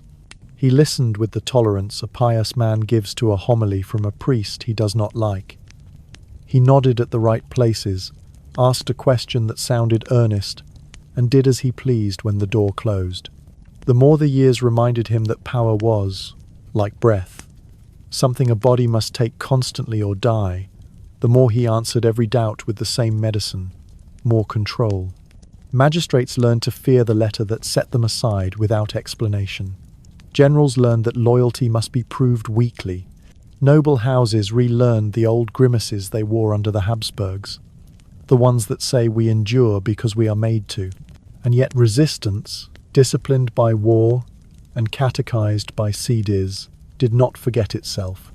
In the ice-blue morning of the 1st of January 1820, Colonel Rafael del Riego pronounced against the king in Las Cabezas de San Juan, calling garrisons to the Constitution with the lean eloquence of a soldier who has seen enough waste. The pronunciamiento rippled along roads that had carried too many armies to remain neutral. Garrisons hesitated and then tilted. Cities blinked and then opened their shutters. Ferdinand calculated a familiar calculation: how long can I refuse before the room turns? And discovered that the arithmetic had changed. In March he stood in a balcony and said the words he had managed to avoid saying since CDs: I have resolved to swear to the Constitution. Crowds roared, not because they believed him, but because the paper would now, for a time, be law. So began the Trienio Liberal, 3 years in which Spain practiced citizenship out loud. Clubs argued like families at supper. Newspapers, thin and brave, mossoed themselves into a daily courage. Cortes returned to their benches and spoke with the bluntness that returns when men remember that they are answerable to more than a nod from a royal box. Ferdinand attended the play as if it bored him and worked behind the curtains to close the theatre early. He signed laws with a hand that kept a ledger of insults. He answered public oaths with private letters to foreign courts that shared his appetite for erasing experiments. When the absolutist powers of Europe asked, with lacquered courtesy, whether he required assistance to correct his country, he let his silence be read as assent. In 1823, assistance arrived, dressed as salvation. The 100,000 sons of St. Louis, French troops in white Bourbon uniforms, crossed the border with hymns and artillery and restored God's order by force. The Constitution, this time defended in CDs, not by the sea but by a memory, could not survive a continent's will to tidy the map. Ferdinand embraced his rescuers with a gratitude that felt, even to allies, too relieved. I have been a captive, he said, as if the signatures he had made in 1820 had been written with his hand held. He thanked the army that delivered him from a word. With the liberals disarmed or abroad, with presses stilled, with the Cortes made into a ghost, he entered what Spaniards, even those who supported him, learned to call the ominous decade. From 1823 to 1833, the country learned what it means to be governed by a man whose most reliable skill is undoing other men's work. Censorship ceased to be a policy and became the climate. Jails filled prudently. Police reports thickened. University syllabi shrank. Bishops wrote letters that read like sighs of relief and then stopped writing anything that could be read twice. Ferdinand, older now, cultivated the small pleasures that had always fit him: the weight of ceremony, the politeness of rooms that understood fear, the refusal to admit that law might shelter him as well as limit him. The empire abroad had been sloughing off like old bark Mexico, Peru, the Rue de la Plata turning into nations that would not be coaxed back by the charm Spain no longer possessed. He called it ingratitude. It was simply history's preference for the living. He spent the decade like a man rearranging the same furniture, moving it in circles, telling himself each new placement solved the room. Outside, the floorboards had begun to creak in a new rhythm. Don Carlos's name developed from a murmur into a grammar. The question of succession, postponed by will and by prayer, started to demand the one thing he had avoided, giving his whole life. A decision that accepted limits. Before he could face it, He took once more the comfort he understood best. He signed a dismissive paper, reshuffled men and ministries, listened for silence, and mistook it again for peace. The quiet that followed was not congratulation. It was the held breath before another storm. The second wedding was almost shy beside the pomp of Barcelona. In the last days of September 1816, a young Portuguese princess crossed into a Spain that had only just learned to breathe after war. Mara Isabel de Braganza Pius, plain in the way goodness sometimes is, serious about paintings and prayers, brought dowry and diplomacy and a reputation for steadiness. The court received her with a gratitude that sounded like relief. She was not Neapolitan. She was not entangled in old quarrels. She did not come trailing a chorus of lampoons. The royal apartments were aired and prepared. The chapel said its words. Madrid looked on with the tired hope of a city that wanted finally an ordinary future for its king. Ordinary was not on offer. The marriage entered a house already disciplined by euphemism. Physicians had their velvet phrases and their contrivances. Servants had their roots that made clinics out of sitting rooms. The king had a heart trained to hear insult where other men might have heard pleading. Mara Isabel understood duty without being servile. She had the kind of mind that instinctively made a ledger of obligations and then set about paying them. She offered obedience to the church and deference to the mother-in-law who measured queens by whether they were tractable. She offered affection, too, in the small economies that sustained difficult houses lessons for the palace children, a thank you for a seamstress delivered in person, the gentle refilling of silences that had become too loud. These offerings were accepted, even praised. What she could not offer was the miracle that rooms had been arranged to force, a cradle that would quiet the country's teeth. Because of the past, the present became procedure. The language returned. Accommodations, regimen, the scheduled evenings, the whispered prayers timed to the town's bells. Mara Isabel endured the theatre with the concentration of a girl who had practiced scales because practicing was the right way to love music. There were nights when tenderness nearly found a purchase, evenings when an unguarded laugh made the room feel human again. There were more nights when tenderness had to stand behind a screen and wait for the physician's nod. Laudanum lived where it always lives, in a dark glass bottle that promises absence rather than mercy. The Queen did not lean on it the way Maria Antonia had been compelled to. She tended to endure with clear eyes and then fall into a sleep that looked earned rather than drugged. But endurance is not remedy.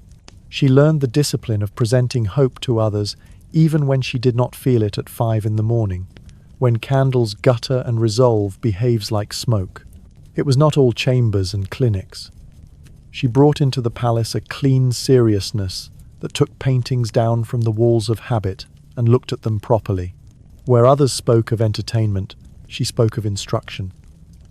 The notion, hardly hers alone, but one she cherished with quiet force, grew in those years that the royal collections might become a public museum, a place where Spain could see its own face in colour and learn that beauty was not the monopoly of courts. Plans acquired rooms, and rooms acquired names. It is one of the kind ironies of history that the Museo del Prado would open the year after she died, as if the city were determined to complete one of her sentences when she could no longer speak it. In the meantime, the household's hunger was not for canvases, but for christenings. Months turned to counts, priests rehearsed blessings and put the scripts away again. When the Queen conceived, the palace brightened as if someone had wiped a film from the windows. She carried the first months like a secret, good enough to steady even a marriage built on arrangements. Women who had been trained by experience not to prophesy permitted themselves the lightest sort of prophecy. Perhaps the string of absences would break. Perhaps the arithmetic that had humiliated an entire house would finally give a different sum. Then a darkening, then a stoppage, then the old diagnosis under its familiar Latin. They folded the joy and put it away. A second time, hope.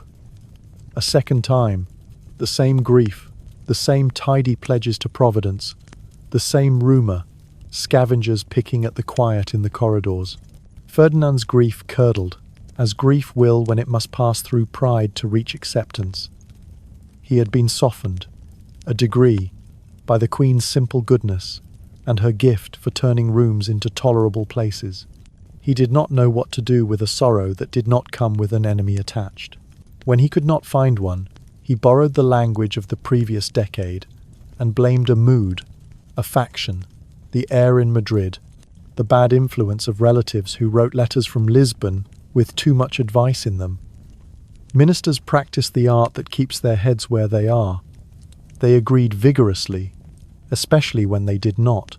The court shifted back toward the posture it understood: secrecy, surveillance, the daily inventory of who might be speaking too freely about the bloodline in taverns where men learned politics from wine and song. Through 1817 and into 1818, the marriage maintained the shape of duty while wearing thinner at the edges. Mara Isabel kept to her devotions, which were unshowy and stubborn. She walked the palace with purpose, taking care to be seen, caring about what could be improved, supervising kitchens, defending a widow's petition, moving a picture to better light, and not to be seen suffering a humiliation condemned to remain nameless. Some afternoons, when the air agreed to be kind, she would sit in a room hung with Titians and look as people look when company has left, as if this, at last, were her own house for an hour. The palace noticed that such hours steadied her. The king noticed that we are steadied by what he could not control. It is a poor foundation for intimacy. In December 1818, labour came early and violently, the kind of labour that turns rooms into chapels before anyone has the presence of mind to fetch a priest. Courtiers who had become adept at looking past suffering now looked directly at it and found they were not practiced. The delivery ended in that ancient cruelty where grief is doubled: a child who did not live and a mother who could not stay. On the 26th, the Queen died. The announcement wreathed, as always, in the stately, faithful phrases that courts keep folded in drawers for inevitable hours moved like ice through Madrid. People who had no love left for palaces found they had some left for a woman who had carried herself through the capital's malice without acquiring any of it. She was 21. They buried her at El Escorial with the infants and the princes, a place that understands interruption. Grief made the king briefly human, and then made him himself again. For a handful of days he forgot to be suspicious and remembered to be wounded. He spoke to the death mask as if the image might answer. He walked the rooms she had steadied and found them suddenly unendurable. Then the older habits snapped back: the need to fix blame, the reflex of commanding the past to behave. He ordered examinations as if their language could replace loss with certainty. He chased shadows through kitchens and writing desks. He received condolences like demands and returned them like threats. It is ugly to watch a man attempt to punish an event. It is uglier when the man has a state at his disposal. Those who served closest to the Queen marked the difference between the marriages with the sort of wisdom people do not admit in public. The first had been terror, the second had been sorrow. Sorrow, born with dignity, makes rooms gentle. Terror curdles milk and turns lamplight cold. For a time her way of suffering had softened even the king's edges. With her gone, the edges returned. The palace resumed its old work of walking on the eggshell of his moods. Outside, the decade drew on, and the country learned to sit through the sermons of order while measuring, in its own homes, what the years were costing them. The museum opened in 1819, with a different queen in memory and a city's eyes on the canvases. Madrid made a little holiday of it.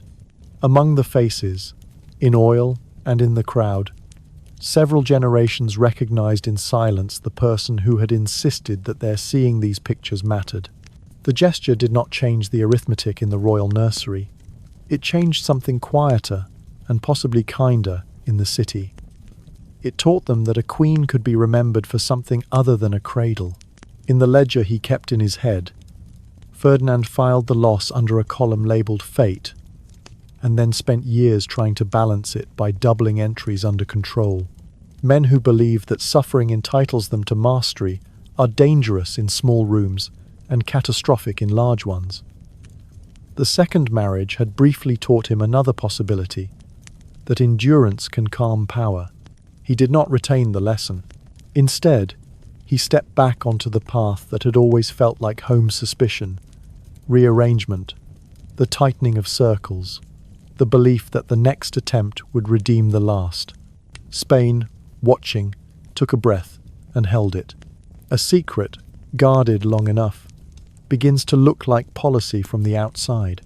By the middle of the second decade, Ferdinand's household had perfected the art of removing oxygen from a room's screens, schedules, silences, and the country felt the same air grow thin. What had been a private regime of concealment around the king's person matured into a public vocabulary of order. Decrees that began, as all such decrees do, with the reassurance that peace requires prudence, ended with lists of the unsayable. Printers understood without being told. Parish priests, briefed at the level of rumour and epistle, learned which homilies could proceed and which sentences must circle lovingly around obedience. The old machinery of fear was not rebuilt in a day, but by 1814 it had begun humming again in rooms where paper mattered. The Inquisition, abolished by men under siege in Cadiz, who had discovered that law can be stern and free at once, reappeared in a manner that felt like a house, remembering its bad habit. Not the full medieval theatre of auto da fe and public ash, but enough institutional shadow to cool courage. Tribunals consulted, books relisted, the long arm of orthodoxy flexed for effect. It would take another 20 years, and a regent who needed the future more than the past, to suppress it for good. In the meantime, the message was unmistakable. Curiosity was a hazard if it walked unchaperoned. When curiosity cannot walk openly, it becomes satire. Madrid's streets relearned how to speak with a smile that cut. Pamphlets, thin, disposable, dangerous, slid across tavern tables and into pockets, their woodcuts doing the work that words could not risk. The king's temper, the queen mother's influence, the favourite's ghost, because even after his fall he haunted sentences, the rumour of contrivances in private rooms, all of it became metaphor, the only safe way to say what everyone knew and no one would admit. The palace responded as it had in the bedchamber, by treating laughter as treason. Informers were promoted for the agility with which they decoded jokes. Policemen learned to read the turn of a crowd like a priest reads scripture. Magistrates practiced the blank look of men who have been told that justice and stability are twins and have begun to confuse them. Across the ocean, meanwhile, rumour and satire were enlisted by a different cause. The Spanish Empire had been living on the credit of old victories. The wars against Napoleon called in that debt. When the mother country was occupied, the colonies governed themselves. When the mother country tried to resume command as if nothing had happened, the colonies remembered how to refuse. Between 1810 and 1824, the map of Spanish America was rewritten by declarations and campaigns that married eloquence to logistics. Hidalgo's grito in Mexico, San Martin's patient, coastal arithmetic, Bolivar's audacity yoked to exhaustion in the Andes. They did not need the king's bedroom to justify their claims.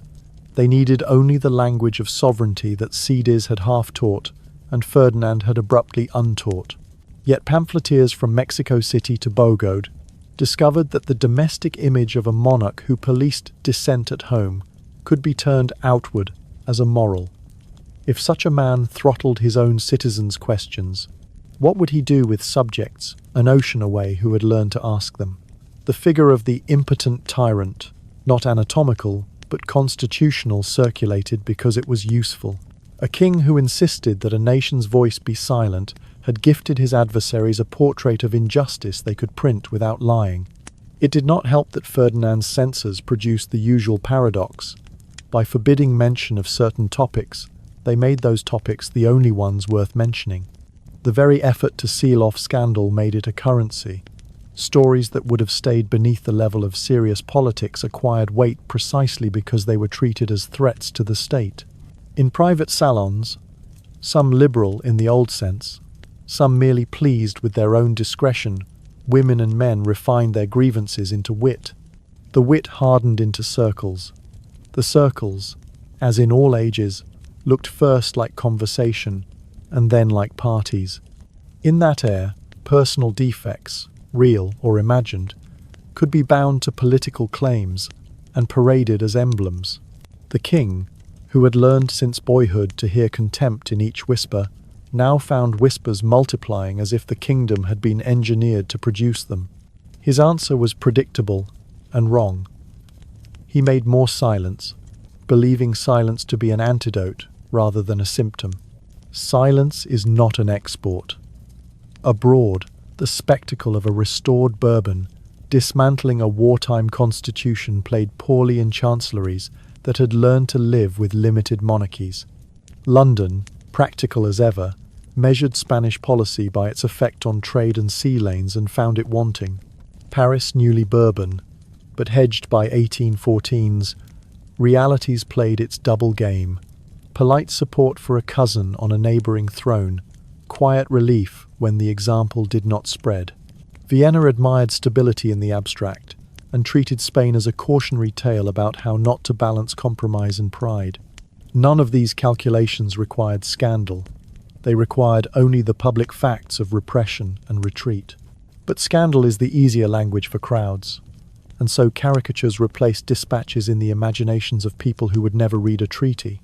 The monarch's private severity and the court's institutionalized shamelessness about secrecy made a ready emblem of an older, broader indictment, that the old regime preferred obedience to law.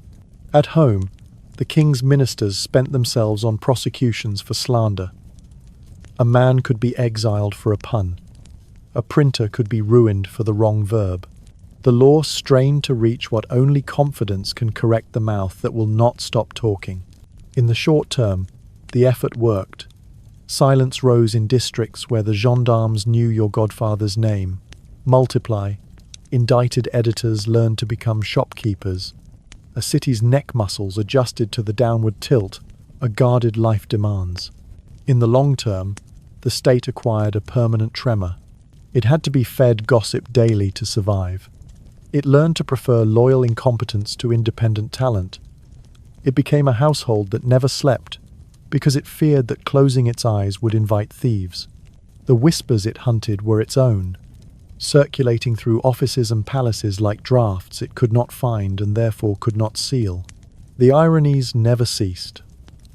In 1820, when Riego's pronunciamiento dragged the Constitution back into the sunlight and forced the king to swear to it, a new genre of satire appeared overnight. Cartoons of a sovereign swallowing paper and choking. Verses in which El Deseado became the man desired by law to behave.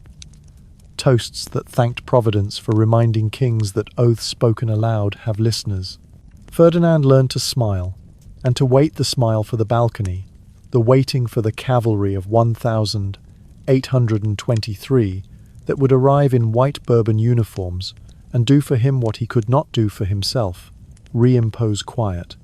The ominous decade that followed specialized in the dead weight of formalities petitions denied with exquisite politeness, inquisitorial shadows falling across scholars' desks, a press that reported harvests and weddings, and learned to ignore the weather of public feeling. To opponents abroad and at home, the king's body no longer mattered. His method did. In the last years of that decade, the rumour mill turned again toward the nursery where Spain still expected its future to be manufactured. But the sharper satire had shifted registers. What enraged and amused in equal measure was not anatomy but arithmetic. A ruler who, having mismanaged the mathematics of trust, could not now solve the simplest equation: how to pass power without breaking the country that must receive it. His policy had taught every faction a dialect of grievance. His censors had trained writers to be sharper than truth. When succession at last became the only subject, Spain discovered that it had spent 15 years learning to speak in insinuations and found itself unable to speak plainly about law. That was the real success of censorship. To starve a people of the very language that might have saved them pain. By then, the Inquisition's days were numbered not because Spain had suddenly fallen in love with doubt, but because the queen who would rule as regent preferred servers that responded to her touch rather than to medieval precedent. The final suppression came with a pen stroke in 1834, a year too late to matter to the man who had found comfort in its shadow, and too late to prevent the fight his politics had prepared. The great weapon forged from private shame had been sheathed often and drawn often, but the damage had already been done.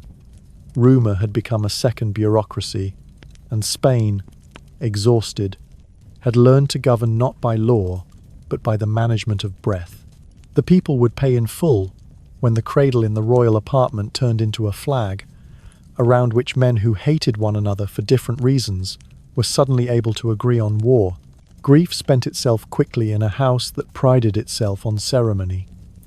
For a few nights the palace wore its honest face candles, prayers, the measured footfall of people who have forgotten how to hurry. Then the shutters reopened to daylight, and the machinery that runs monarchies resumed its rhythm. The women who had attended the young queen tended to their own small rituals of loss. The men who served the king returned the furniture of state to the angles he preferred. Even sorrow has a protocol. The print sellers in the Calle de Carretas did a brisk, indecorous trade in memorial verses. Preachers found in Mara Isabel an uncomplicated text, piety, sweetness, a death in childbed that could be explained by the old vocabulary of Providence. The city, which had not always been kind to queens, was kind to this one now that she could not hear it. Within days, the quiet, practical conversations began in rooms far from the chapel. Matrimony, for kings, is diplomacy by other means, and Spain had debts to pay, influence to borrow, respect to reclaim, a future to pledge at a high enough table that the promise would be believed. Ambassadors wrote letters with the particular solicitude reserved for widowers who are also sovereigns. Your Majesty must not be alone. Europe's stability requires heirs. Our house would consider it an honour, etc. Behind the varnish lay arithmetic. Which bride would reassure conservatives at home and not alarm liberals beyond recall? Which house would lend Spain a little of the prestige she had squandered? Which court could be persuaded to risk a daughter where two had already failed? These were not abstract questions. Marriage diplomacy, at the level where physicians and confessors whisper to ministers, has its own dossier. Ages, constitutions, past illnesses, dowry terms, the temper of in-laws, the probable influence of a future queen's confessor on domestic policy. In those months, the most delicate briefings were medical. The Spanish court experience now in the art of euphemism conveyed what it dared and avoided what it could. Foreign physicians consulted foreign files, compared notes with an old discretion that was not yet professional secrecy, but was close. They sent back phrases that read like the minutes of a meeting no one wished to remember. With fitting regimen, a happy issue may be hoped for. The prospective bride enjoys robust health, modest temperament. Arrangements advisable. Families take measure from such sentences as surely as they do from dowries. Several doors, politely ajar at first mention, were found to be latched upon a second approach. Spain could not afford to be proud. The decade had been humiliating enough. War, occupation, restoration that felt like retreat, a fleeting oath to a constitution followed by the white uniforms of foreign liberators. The treasury groaned. The empire in America was sloughing away like bark after drought. A grand alliance with the strongest houses of Europe was improbable. An adequate alliance with an honourable house would suffice. Saxony Catholic, respectable, not too far above Spain's station, not too far below, came into focus. The chosen bride, Mara Josepha Amalia of Saxony, was 20, educated, serious, formed by a court that prized order without ornament. The matchmakers praised precisely what the palace required: a temperament that would not panic, a piety that would not preen, a willingness to treat duty like oxygen. While couriers shuttled through rain, the household finished its mourning and put away the crepe. The king, always more comfortable with rites than with feelings, found in ritual a way to occupy his hands until the new future arrived. The death mask was cast, the portraits commissioned, the masses endowed. In these gestures there was something almost decent: the desire to hold still what had been good. But the same hands that laid roses at a bier also signed orders with the old, quick severity. Grief steadied him only so long as it could be arranged. The instant it reminded him of his powerlessness, he fled back to arrangements. There were those who whispered that he rebuilt too swiftly. It is a common judgment made by people who have the luxury of a private calendar. A king does not. The country understood the timetable as well as the chancelleries did. A wedding announced meant diplomacy working. A pregnancy announced would mean the future was on its way. A birth would mean at last that the quarrel over succession could be postponed long enough to feel like peace. Between the wedding and the cradle stretched the space where hope and fear always wrestle in royal houses. A corridor lit at night, physicians on call, a city cautious with its jokes. Madrid had learned what malicious laughter could cost. For a season it kept its mouth. The negotiations with Saxony produced the usual exchange of paper courtesies and private haggles. There were dowries to settle, precedents to choreograph, chapels to assign, a question of ladies in waiting to resolve with more sensitivity than the subject seemed to deserve. The Spanish envoys, half men of the world, half clerks, carried, in their briefcases and in their faces, the petition an old monarchy makes when it finds itself in need: help us be ourselves again. The Saxons, who were not fools, answered with the courtesy owed to a Catholic power and the caution owed to their daughter. They asked the right questions quietly and accepted the right assurances in writing. They sought, where rumour outpaced fact, the testimony of men who had tended queens in Madrid. They weighed, against what was said, what had happened. They did not ask for miracles. They asked for a chance to be useful. So the third wedding was arranged. It would be subdued by design. There had been too much theatre, too many drums, too many declarations that collapsed under their own adjectives. The new queen would arrive without fanfare, without a coterie of clever relatives to make enemies on day one, without the kind of confidence that invites cruelty. The household rehearsed the steps that married queens, like actresses playing inherited roles, must learn how to be visible without being a spectacle, how to speak without being recorded into a grievance, how to grieve without letting grief become a pretext for rumour. The king rehearsed nothing new. He had learned long ago that to change the script was to admit that the old one had failed. It is tempting to linger over the more morbid stories that have clung to this interval. The king talking to masks, the long nocturnal tours of rooms emptied of a woman who made them gentle, the flares of temper that sent servants from service without reference. They are not baseless. They are not the story. The important fact is simpler and colder. The apparatus of a modern court, when set to its task, can ignore almost any sorrow if the task is urgent enough. Spain needed a queen who would not make enemies. Ferdinand needed a wife who would endure schedules. Europe needed to be reassured that the throne of a major Catholic power would not become a permanent vacancy. These needs converged on a young woman in Saxony who had been trained, like so many princesses, to be a hinge. And the city waited, as cities do, by continuing. Bread had to be cheaper. Conscripts had to be found. A printer wanted a license. A widow wanted her pension. A road washed out in spring had to be mended before the wheat came in. The Prado, which would open the following year under another queen's name, was already a rumour in the capital's talk, a place where anyone might see, for the price of an afternoon, what had once been visible only to the patient and the titled.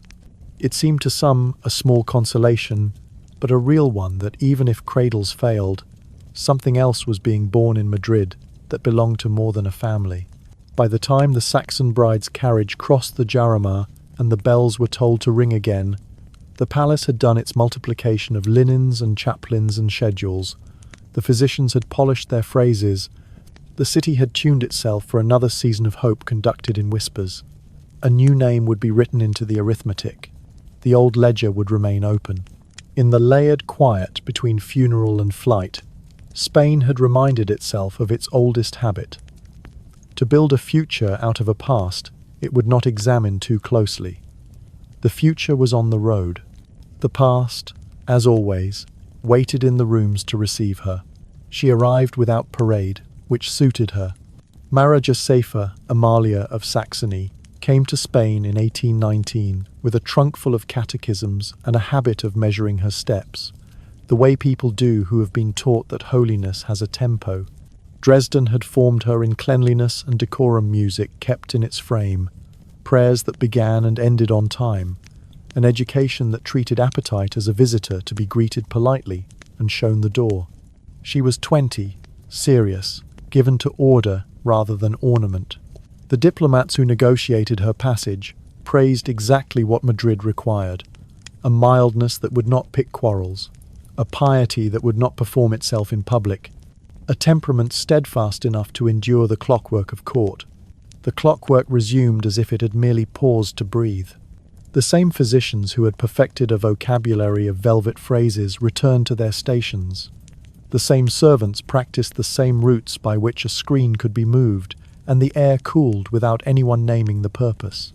The king, now 4 years returned from Valonay and already practiced at reversing what others had done in his absence, approached this third chance with a convert's zeal to avoid humiliation. He found in Mara Josefa Amalia a partner who treated duty like a ledger, columns to be kept, lines to be ruled, small sums to be made right at the end of each day.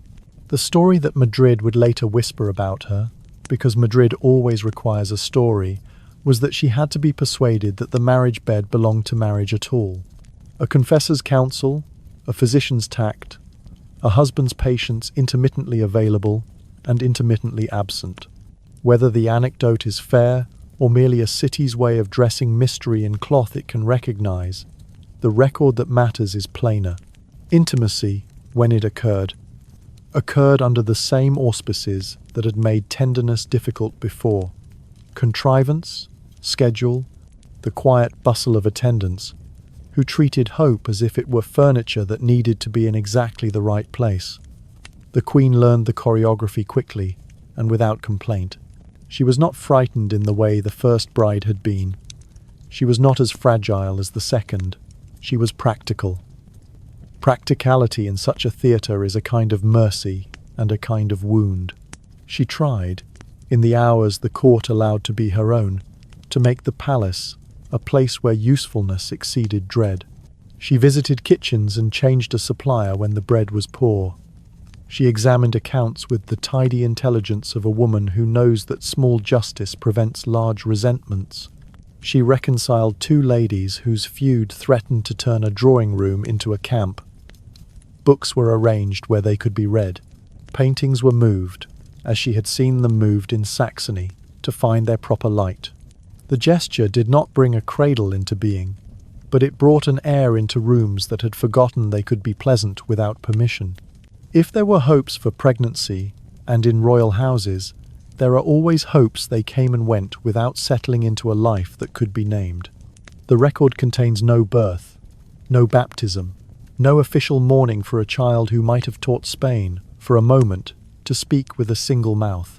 There is testimony, written without malice, that months were counted, that physicians kept their own little calendars of signs and disappointments, that a household became so expert at not exclaiming that it forgot how to exclaim at anything at all. It is perhaps kinder to imagine that the Queen safeguarded her calm in a different arithmetic. Prayers said at the same hour, letters sent home on the same day of each month, small duties completed, so exactly that they looked like consolation. The king, who had learned to mistake stillness for conspiracy, watched his wife's orderliness with gratitude and suspicion. Her correspondence with Saxony was read, as most correspondence was read, by men whose job had taught them to confuse care with fear. He saw in her notes to old physicians a tone that struck him as clinical and foreign. Therefore he heard in it, sometimes, a criticism even when the words were merely precise. He had cultivated the habit rarely absent in kings, fatal in this one of preferring loyalty to accuracy. Accuracy sometimes arrived wearing the face of a Saxon doctor. Loyalty arrived wearing the face of silence. He chose as he had always chosen. Outside their rooms, the decade made its own weather. In 1820, Riego's pronunciamiento dragged the constitution of 1812 back into the air. The king swore to it from a balcony with the careful reluctance of a man who resents being visible. The trienio liberal began. Cortes arguing, newspapers breathing again, a language of citizenship spoken in a voice still hoarse from years of whispering. The palace rearranged itself into two performances at once: public compliance and private refusal. Mara Josefa Amalia became, by temperament and perhaps by conviction, the emblem of a quieter project. To steady a house when politics did their best to unsteady it. She observed, without ostentation, the limits law wished to place on majesty. She kept the liturgies that soothed the king and prevented some of his anger from falling on people who could not afford to be brave. In 1823, the white uniforms of France crossed the border, and the old order returned like a habit. Ferdinand called his 3 years of compromise captivity, as if oaths spoken aloud can be renounced by choosing a different noun. The ominous decade began in earnest. Censors employed full-time. Police encouraged to read between lines that were already blank. Universities told to behave. The Queen adapted as she had adapted to every season, by doing the next small thing well, by refusing to let the rancor of public life harden into the grain of private room. She did not court popularity, she acquired it. People who had little use for the court's policies discovered that they had room in their affections for a woman who seemed to make harshness less contagious. If Spain expected her to change the arithmetic of succession, Spain would be disappointed. If it expected the marriage to cure the king of his habit of preferring control to love, Spain asked for more than any bride could have offered. What she could do, what she did, was to accept that in houses like this one, goodness is mostly a matter of repetition. The repetition did not save her. In the spring of 1829, she sickened, the way people do who have been faithful to too many schedules and have had too little of their own breath. The physicians, who knew how to sign their names to euphemisms when needed, signed this time to the only words that are allowed to be simple. She died. She was 29. The palace did what palaces do best in grief, organized it. Masses were said with a beauty that made the unconverted jealous. The death mask was taken, the portrait ordered, the procession arranged so that a city which had learned to expect only surveillance from the royal house could, for an afternoon, expect solemnity. Men who would argue across barricades 4 years later walked behind her bier as if roads had only one destination, and it was this. Women who had never been in a room with her wept with the unembarrassed sincerity of people who recognize, in a stranger, a manner they wish their rulers possessed. She was buried where so many of Spain's interrupted hopes were buried, and Madrid did what cities must. It returned to its errands under a sky that had the patience to outlast kings. For Ferdinand, her death produced the same two motions as every sorrow: first, a brief collapse into ordinary human wounding, then the old reflex to organize the past into a fault. He examined letters for betrayal that was not there. He demanded of chaplains explanations they could not provide. He thanked confidants with the formality of a man paying a bill. And then, as always, the machine moved on. In that same year, he made the decision that would put Spain on a road it could not avoid: the marriage to Mara Cristina of Naples, and the law that would allow a daughter to inherit. The queen, who had turned duty into a form of gentleness, did not live to see that door opened. Perhaps it is merciful. The quarrel that came through it would have pained her more than disorder ever did. If there is a lesson to draw from her brief decade, it is scaled to her size. Not every historical correction needs a trumpet. The competitor's story wanted a melodrama, a miraculous pregnancy, a child who lived hours, a mother who died of the attempt. The truth is less theatrical and more human. No child, no miracle, a marriage conducted like a ledger, a queen who kept her lines straight, a house that, for her sake, was a little kinder than it might have been. In Spain's century of squandered tenderness, that counts. She does not redeem the king. She steadies the room he is in for as long as she can. Sometimes history is only that, and it is enough to say so without embroidery. By the late 1822nd, the palace had made a profession of seeing. Doors acquired eyes. The carpenters, who once spent their days rescuing chairs from age and floors from damp, learned a new craft. How to hollow a wall without making it groan, how to cut a circle the size of a coin and dress it with silk so that an iris of darkness could watch a room without being watched back. Mirrors were moved an inch and then another until they caught not faces but doorways. Screens were set at the odd angles that turned privacy into speculation. The household's genius was no longer ceremony but surveillance. Servants learned to carry lamps shaded just so that any hand that trembled in the half-light trembled for a reason that could be reported. The king called it prudence, the palace called it routine. The city called it nothing at all, because cities learn faster than courts do which words will cost them sleep. 2 kitchens now fed the royal table, one for cooking, one for reassurance. Food left the first only after a plate had cooled its heels for half an hour on the second. Tasters sat with the patience of men who had discovered that their livelihood was a performance. A mouthful, a beat, a swallow, a prayer that was partly gratitude and partly contract. When the dish finally reached the sovereign, it arrived bearing not just salt and smoke but the long delay of fear. Guards rotated so often they could not learn one another's names, which was the point. A sentry who lasted more than a week in a corridor began to remember faces. A sentry who remembered faces might learn expressions. A sentry who learned expressions might read moods. And a man who can read moods has power. The rosters changed like weather. Requests for a standing household regiment, men trained to loyalty instead of turnover, were filed and then returned to their drawers. Familiarity is a risk in houses afraid of affection. The rooms learned his habits as surely as he learned theirs. He walked at hours that unstitched the night and listened for conspiracies in the stillness between candles. He stood, sometimes, behind a silk disc the size of a thumbnail and watched Mara Christina reading in the manner of a woman who knows she is seen, spine straight, breath even, page turned with a calm that belongs less to temperament than to practice. She had become, by necessity, the mistress of a glass cage.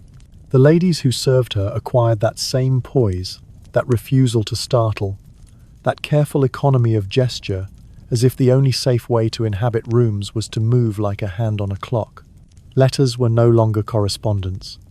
They were suspect nouns travelling under guard. The Queen's mail was opened with a delicacy that pretended to be courtesy, and then resealed with a competence that pretended to be care. Courtiers learned to write as monks had once written under hostile rule. One letter for the addressee, and a second for the reader who would intercept it. The inner voice moved to the margins, where it learned to live in silences and shorthand. Madrid's printers, trained by a decade of yanked licenses, turned their talent toward absence, becoming virtuosi of the blank, columns that said nothing useful with admirable style. All this had a cost that could be counted in coin as well as breath.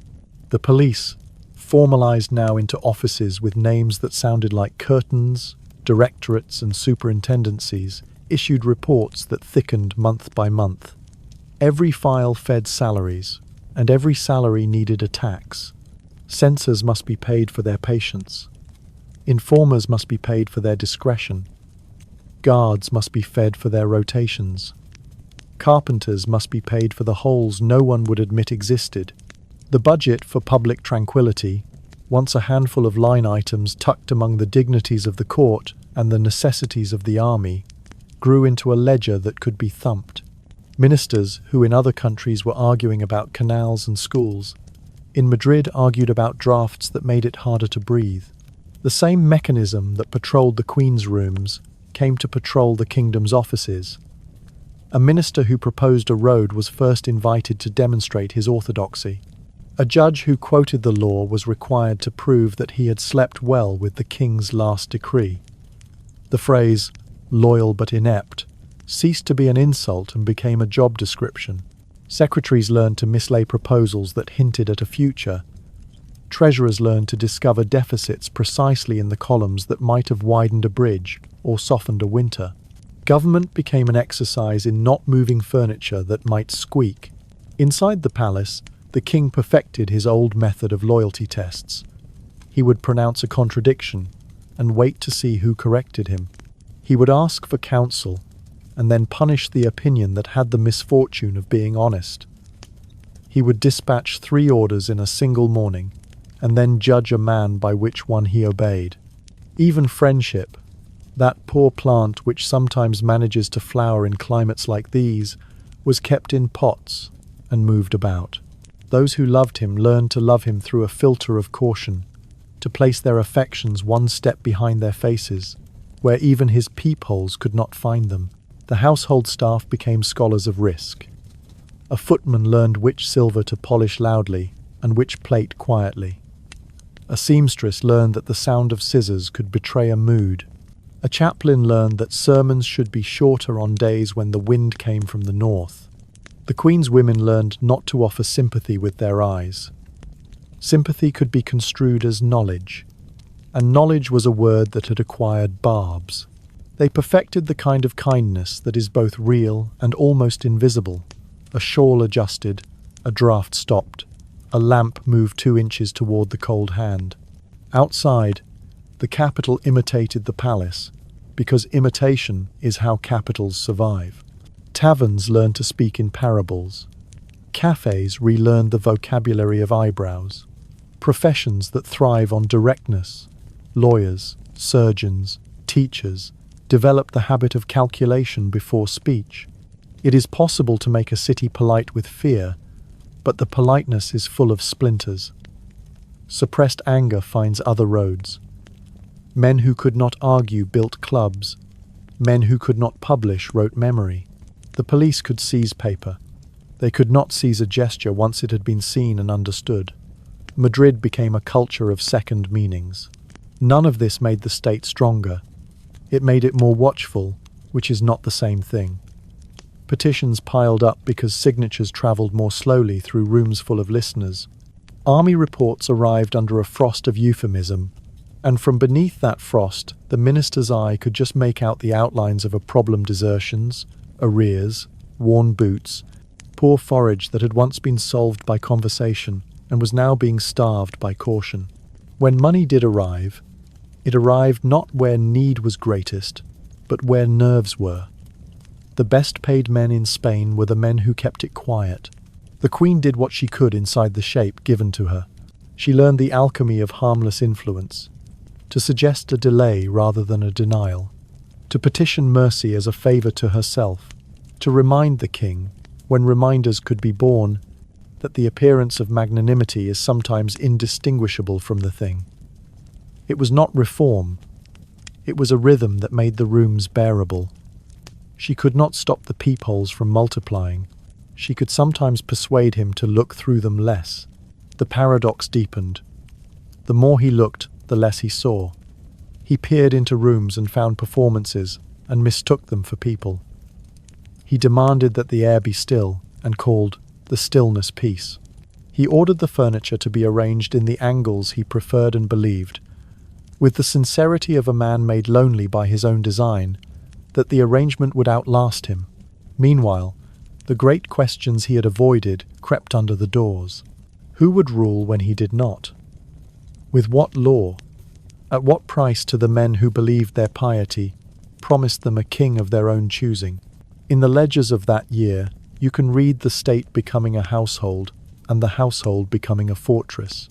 In the memoirs written later, you can smell the wax and hear the soft tread of shoes and feel the air thin. And in the memories of people who had nothing to write but much to endure, you can hear the lesson those years taught them, that a government organized around the fear of being seen cannot see far enough to govern. The palace had made itself transparent to the king. The country had learned to be opaque to him. Between those two surfaces lay a nation that moved less and shook more, waiting for the moment when all this looking would fail to keep the future from entering by the only door it ever uses, the one called consequence. She came with late autumn light on the carriage panels and a face that had learned, early, to balance gentleness with resolve. Mara Christina, of Naples 23, clear-eyed, trained in a court that measured piety by discipline, and discipline by results, entered Madrid in 1829 as both consolation and wager. Consolation for a king who had worn mourning too often. Wager for a country that had begun to suspect the future would not arrive by itself. She understood at once what the house expected from her. Fewer adjectives, more breath. A queen who would speak softly to children and firmly to ministers. A wife who would not mistake tenderness for weakness. She also understood what the house would not say, that everything now depended on a cradle, and that the cradle, once filled, would decide not just one nursery, but the temper of Spain. The first weeks were all careful kindness. She walked as if rooms could be repaired by walking through them correctly. She took the king's arm at public devotions with a tact that steadied even people who had taught themselves not to look at their rulers except from the corner of the eye. She noticed the servants who had learned to be invisible and made them visible without humbling them. In private, she learned the choreography that two earlier queens had forced upon them, protocols that turn intimacy into a schedule, a clinic into a sacrament, by insisting on candles, prayer, and a physician's knock. She did not pretend that any of it was ordinary. She did not allow it to become monstrous. Where fear had shrieked and sorrow had gone quiet, Mara Christina set about making the room decent. But the work that would braid her name into the countries could not be done with linens and tact. It had to be done with law. For a century, Spain had worn, awkwardly, a borrowed Salic rule that preferred men to women in the line of succession. Old Castile had once allowed daughters to inherit. France, which had lent Spain a dynasty and its maxims, had not. In 1789, when Europe still believed that thrones were furniture that could be moved without breaking, Charles IV gathered a council that resolved quietly, almost shyly, to restore the older Spanish custom. The decision was signed and then sealed away, like a letter written in a storm and put in a drawer when the house grew calmer. Now the drawer had to be opened. Mara Christina saw the drawer for what it was, a device that could either save Spain or split it. In the rooms where the word pragmatic was whispered first and written only later, she learned the arithmetic. If the law acknowledged a daughter, the Bourbon line could pass peacefully to a baby not yet conceived. If it did not, the king's brother, Don Carlos, would stand with a theology, some called purer, and a party many called inevitable. The queen had no taste for inevitabilities. She possessed, instead, the practical courage of people who prefer to move, while others rehearse their principles. She walked the corridors where council gathers and let ministers, those who were still capable of speaking in sentences, say what the law permitted and what the streets might bear. She listened. Then she did what listening is for. She leaned her voice toward the side that required action. Ferdinand, who loved the sensation of undoing other men's work, recognized himself in the opposite gesture, remaking a grandfather's intention as if time were obedient. In the early months of 1830, the pragmatic sanction was brought from the drawer to the desk, read, stamped, made public. The paper did not roar. Paper seldom does. But in taverns and sacristies and barracks, it produced the sound furniture makes when it is dragged to a new angle. Protest, splinters, the scraping of pride. Don Carlos's friends said the king could not alter the old exclusion by a simple flourish. The king's friends said that Castile had known daughters on thrones before any French rule had intruded. Pamphlets briefly remembered how to argue in daylight. Preachers discovered that doctrine has two tones and chose the one that matched their parishioners. In village kitchens, the debate was cleaner. Will we kneel to a child if the child is a girl? Will we follow a brother if he says God prefers him? Against that quarrel, the cradle began to do its work. The queen carried steadily, as if she were carrying not only a child, but the tempo of a country. The city, which had been taught by fear to mistrust rumour, allowed itself a hope it could not fully pronounce. In October, bells gave the answer that paper had prepared them for: a daughter, Isabel. She was small, as infants are. She did not know that her first cry had already been translated into proclamations. She slept with the serenity of someone who has never heard the word law, and would spend most of her life obeying it anyway. The king wept, because kings do weep when cradles answer their prayers, even if those prayers arrive wrapped in new quarrels. The queen smiled a smile that said two things at once: that the room was decent now, and that the door would not stay shut. The infant's name moved across Spain faster than carriages travel. In their joy, the king's partisans pretended it resolved everything. In their certainty, Don Carlos's men pretended it changed nothing. Maria Cristina did not pretend at all.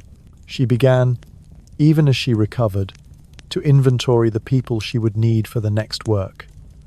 Those who could keep order without humiliating the nation. Those who could speak to bishops without surrender. Those who could teach a child to sit on a chair that had never fit its last owner. She discovered that lists written in the afterglow of a birth are more optimistic than the country they intend to govern. She rewrote the lists.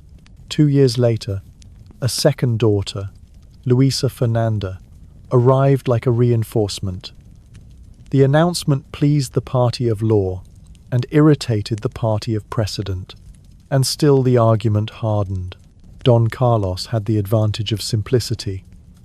He could tell men that nothing essential had changed since their grandfathers bent their heads to a king who resembled them. Maria Cristina had the advantage of reality. The child existed. The law existed.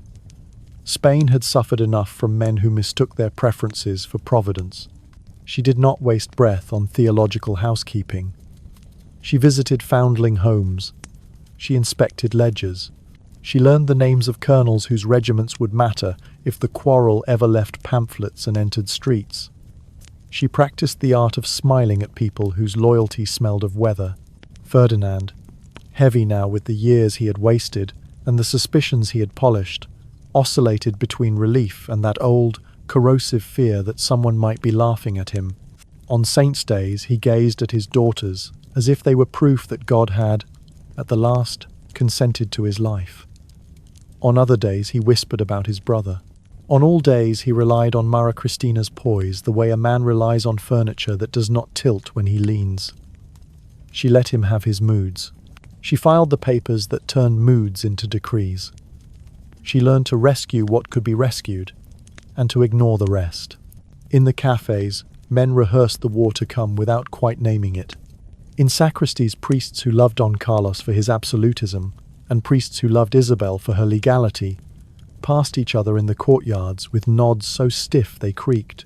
In barracks, sergeants counted boots and remembered which villages sang which songs. A country can live a long time with a question in its mouth. Eventually it begins to bite. Maria Cristina knew the bite was coming, but for the moment the cradle had quieted the house, the law had found its courage, and the queen, measuring her steps as always, had turned a century of argument into a fact you could rock to sleep. It seemed, for a season, that the future might be arranged without violence, a regency built around common sense, and a child who would be taught from the first that the crown is not a weapon, a brother persuaded to bless what he could not stop, a clergy convinced that charity and order share the same table. The hope was brief, and she did not confuse brevity with failure. to bring a paper from a drawer to a desk, to bring a child from hope to breath, to bring a frightened country to the edge of good sense. These are not small victories. They simply are the kind that must be defended, and the man whose name would make defense necessary was already practicing his own steps, across town, in rooms where the only law that mattered was the one that had made him a prince. For now, the queen kissed the child, steadied the king, and set a hand on the map of Spain as if she could, by touch, keep the provinces from shaking themselves apart. Sometimes governance is that one hand on a cradle, one on a piece of paper, and the promise, spoken softly because the house is listening, that both will be enough. A court can be trained the way a choir is trained, first to sing, then to lower its voice, then to mouth the words and pretend the anthem is still being sung. In the early 1832 Madrid perfected the art of mouthing. Servants stepped softer in carpets, already threadbare from caution. Ministers learned to bring only those thoughts that could be folded twice and put back in the pocket without leaving a crease.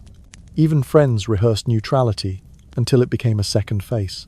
People called it prudence. It was simply breath husbanded like winter fuel. Mara Christina learned to live within the hush, as one learns to swim in water that is colder than comfort, but too necessary to flee. She had the gift of seeming unhurried when her days were arranged like puzzles. Audiences placed where they would be noticed by the right men at the right hour. Kindnesses delivered where they would change a rumor's direction by evening. Signatures turned from instruments of suspicion into instruments of delay. Delay, so despised in the language of power, became her ally. A command postponed until tomorrow sometimes returned as a question, which could be answered without blood. To describe the atmosphere is to risk exaggeration. Rooms were not dungeons. They were simply careful. The Queen's writing desk, for example, sat where the light was best and the door most visible. Letters were composed in two tones: the outer voice, courteous and unsurprising, and the inner voice, a line or two at the end, in a hand so small it required a confessor's patience to read. The inner voice never accused. It asked, "Pray for a country that is learning to tell the truth in whispers." It might have said, might have, "Because we have no diary," to quote only the texture of one, reconstructed from the way people who knew her remembered her thinking. Another evening, Isabel laughed in her sleep. The nurse says it is a good sign. I choose to believe her. Such sentences are not evidence. They are the humane conjectures a historian permits when the facts have already spoken and the heart asks to be heard. The staff adjusted, as staffs adjust when the temperature of a house drops. The old master of the household, who had measured his worth in the number of exact bows per day, learned to count smiles instead. The new lady of the bedchamber learned how a shawl can be an act of politics if it is offered at the right moment to the right person in the right doorway. Pages mastered the choreography of being present and absent, simultaneously visible enough to fetch, invisible enough to forget. A kitchen clerk discovered that menus could calm ministers if they were written in the same hand as last week's. Nothing was random. Randomness frightens men who have built their peace on repeatable motions. Beyond the apartments, the city put on its own studied face. A printer showed proofs with the calm of a man who has learned how much white space can say. A solicitor lowered his voice not to share a secret, but to demonstrate that he had one and could be trusted to keep it. At the theatre, applause resumed its status as a dialect. A little too early meant loyalty. A little too late meant loyalty of another kind. A country cannot live forever on subtext. It can live long enough to teach even children the grammar of it. Isabel, carried in arms down a corridor, grew up in a soundscape of controlled breaths. The Queen's mornings followed a liturgy of usefulness. An hour for petitions, where widows came with papers as neat as their grief, and where she coached officials, by example, to treat poverty as a matter of arithmetic and not of taste. An hour for accounts, during which columns became arguments for salt, or for candles in a ward where the city's poor were learning that a hospital is not a sermon. An hour for instruction, which is to say for the slow education of a household in the notion that mercy can be performed in small, repeatable acts without injuring dignity. Where the king preferred to prove force, she preferred to teach habit. Afternoons belonged to composure. She visited chapels without spectacle and found in kneeling something stricter than comfort. She walked with the children in gardens, trimmed to geometry, and allowed herself, perhaps, the old Neapolitan superstition that straight paths train the mind. If the king joined, the walk became a theatre of inference. Which guard was new? Which gardener looked too long at the carriage gate? Which colonel's salute bent too little or too much? She absorbed his suspicions without swallowing them. It is a talent seldom praised, because it leaves no monument, this art of listening to fear and refusing to relay it unchanged. Her nights, when they were hers, she spent with the paper business of a regency not yet named as such lists of officers whose loyalty could be measured in something other than catechism, magistrates who remembered law as a profession, and not only as posture, priests who could preach obedience without erasing charity. She read memoranda that spoke in the topical slang of ministries and underlined the lines that meant something human. A grant for a bridge became a question about which villages its span would gather into market. A punishment proposed for a printer became a question about how many sons the man had, and whether the fine might be turned into a warning that did not beggar them all. Those who brought her papers learned, slowly, to translate policy into people before she asked them to. Those who could not learn were reassigned to places where paper could do less harm. What did she fear? Not disfavor. She had already learned to convert that into schedule, but rupture, the sudden break that turns a careful house into a battlefield. You can feel that fear in the way she distributed her time. A little for Don Carlos's friends, enough to remind them that law is not mockery. A little for officers whose heads were full of old songs. A great deal for the people who would have to carry any settlement from parchment into streets. She understood, more keenly than the king, that a nation is a labour, that the argument over the future would be decided not by arms alone, but by whoever had taught more people, by then, to prefer their daily bread to their daily fury. When Ferdinand's health began to wobble first, a tremor in the hand that held a pen, then the old indigestions of a life organised around vigilance, she added to the rhythm, a physician's patience. The palace was no kinder for his vulnerability. Fearful men are not made gentle by weakness, they become more themselves.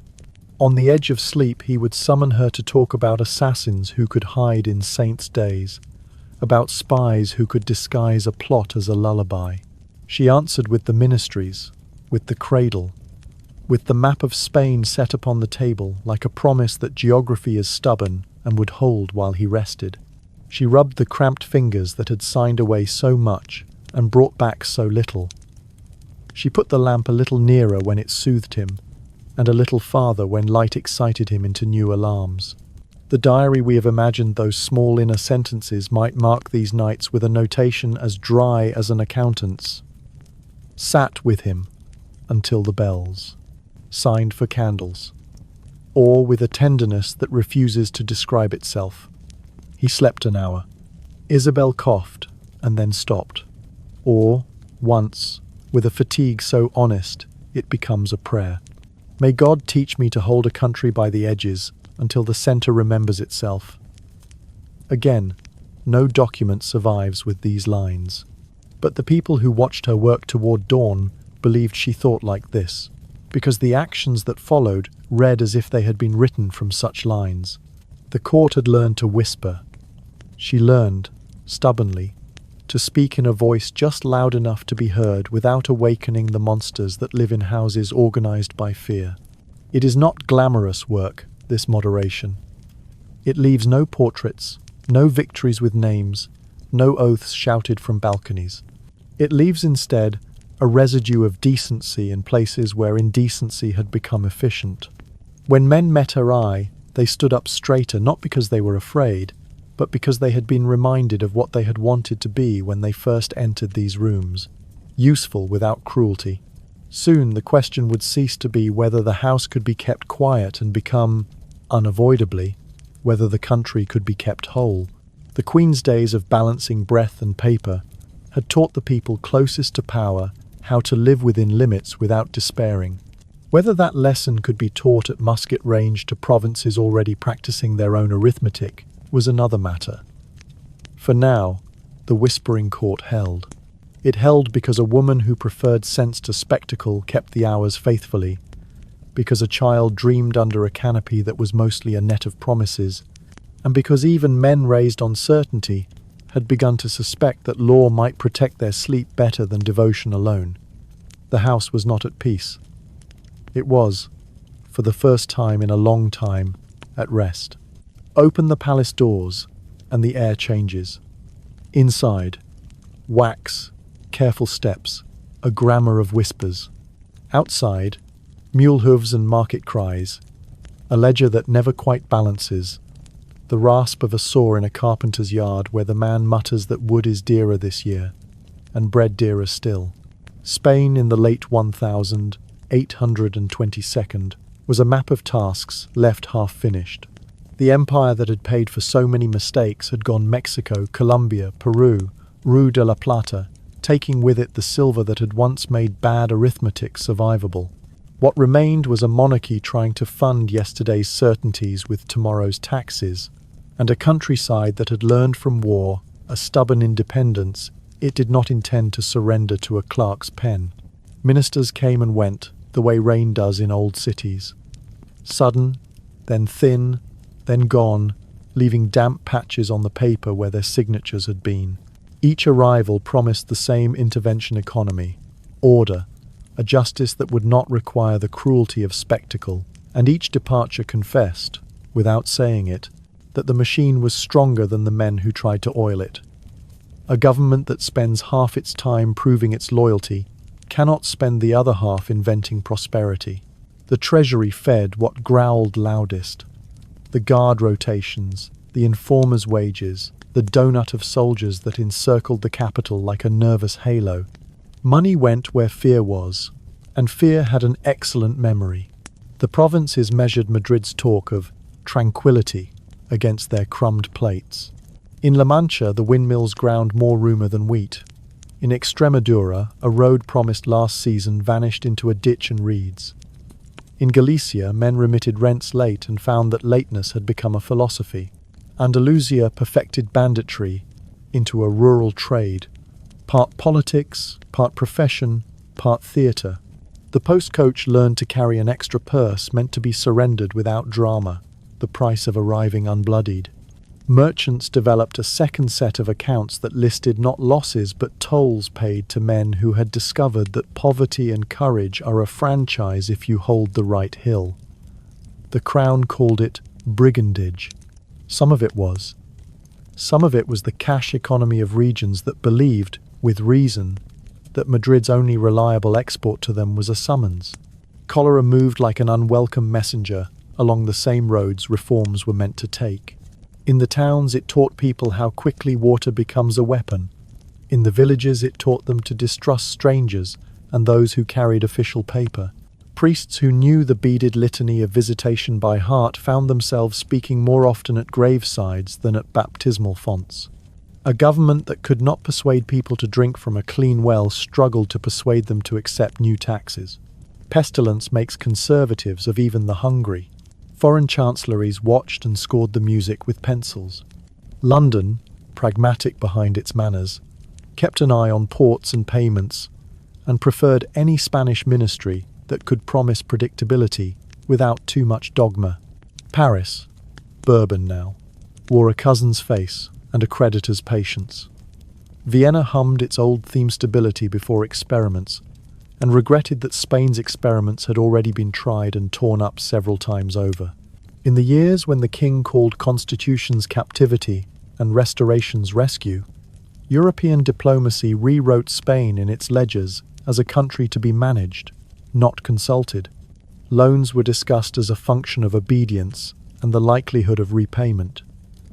Officers of talent made their way abroad because talent in Madrid was a form of noise. Underneath these balances, another accounting took place, in sacristies and village greens, in officers' messes, and among lawyers whose books still smelled of Cadiz. Networks coalesced around names that had been, until now, familial. Carlos, the king's brother, became a banner. Isabel, the king's daughter, became a fact. The men who loved Don Carlos called themselves apostolicos, with a theologian's pride. They wanted a Spain in which altar and throne were not companions, but a single chair. They gathered where memory was long and roads were bad. Navarre, the Basque provinces, rural old Castile places with fueros, those old charters that allowed local law to sit beside royal law without recrimination. In the Basque hills, a man could say, with a straight back, that his people had never been subjects in the way other Spaniards had, and mean it as loyalty as well as warning. The clerical voice in these places was not only pious, it was local. A parish priest who baptized your children also told you, without footnote, where justice was likely to live. Opposite them stood a party that lacked a tidy name because it preferred government to catechism. Moderate officials who had worked under constitutions without worshipping them. Officers who distrusted theology as a marching order. Merchants who had learned to balance their books without imperial silver and wanted a state capable of helping them, or at least not hindering them. They were not revolutionaries. They were simply tired of paying for another man's certainty. In Madrid, they spoke in the Queen's accent, calm, precise, legal. In the provinces, they promised less than their opponents and offered it more reliably. Between these camps moved the army, which had learned in the last 30 years that politics is part of a captain's kit. Regiments remembered the vows their colonels murmured over wine. Sergeants could list the villages where the songs for Carlos were warmest. Lieutenants could point on a map to where Isabel's name had to be pronounced with caution. A pronunciamiento is an army's way of teaching a state to listen. Spain had learned the language too well. Loyalty became an exercise in cartography. The government, sensing the paper thinness of its calm, tried to tax anything that moved predictably. Salt, windows, the passage of goods from one province to the next, the ownership of land by people who had never seen it. Every impost created another corridor where money could change hands in the wrong light. Corruption did not need to be invented. It only needed to be tolerated. A local official, underpaid and overwatched, took his share and called it insurance. A magistrate appraised a case by weighing how much silence it would purchase in the district. The metropolis answered with audits and new uniforms. The numbers never improved. The cloth did. All the while, the vocabulary of law revived briefly in Cadiz, bruised in 1814, rehearsed again under Riego, buried in 1823, was being relearned by people who did not trust it. Petitions came written in the old forms, suppliant, deferential, creased by many hands, and asked for things modern on their face. A road here, a school there, a remission of a tax that punished a particular harvest more than a principle. Ministers who bothered to read them discovered something the palace had not yet allowed itself to know, that Spaniards could be practical to the point of genius when given a chance to be heard without first declaring fealty to a metaphysics. The king felt little of this directly. He felt its breath under doors. He answered breath with locks. But the queen read it in memoranda and parish letters, in returns from markets, in reports that listed not enemies but shortages. She did the slow work of making the state a little less blind, appointing a magistrate who had once ruled against a favourite and lived, accepting that a colonel's reliability might be judged from his quartermaster's books, as well as his confessor's endorsement, persuading a bishop that a school that taught sums did not injure the catechism. It was not a platform. It was the practice of keeping a country inhabitable while men rehearsed for doctrinal war. By 1832, the tremor that had lived for years in the political air entered the king's body. Hands shook. Orders contradicted themselves.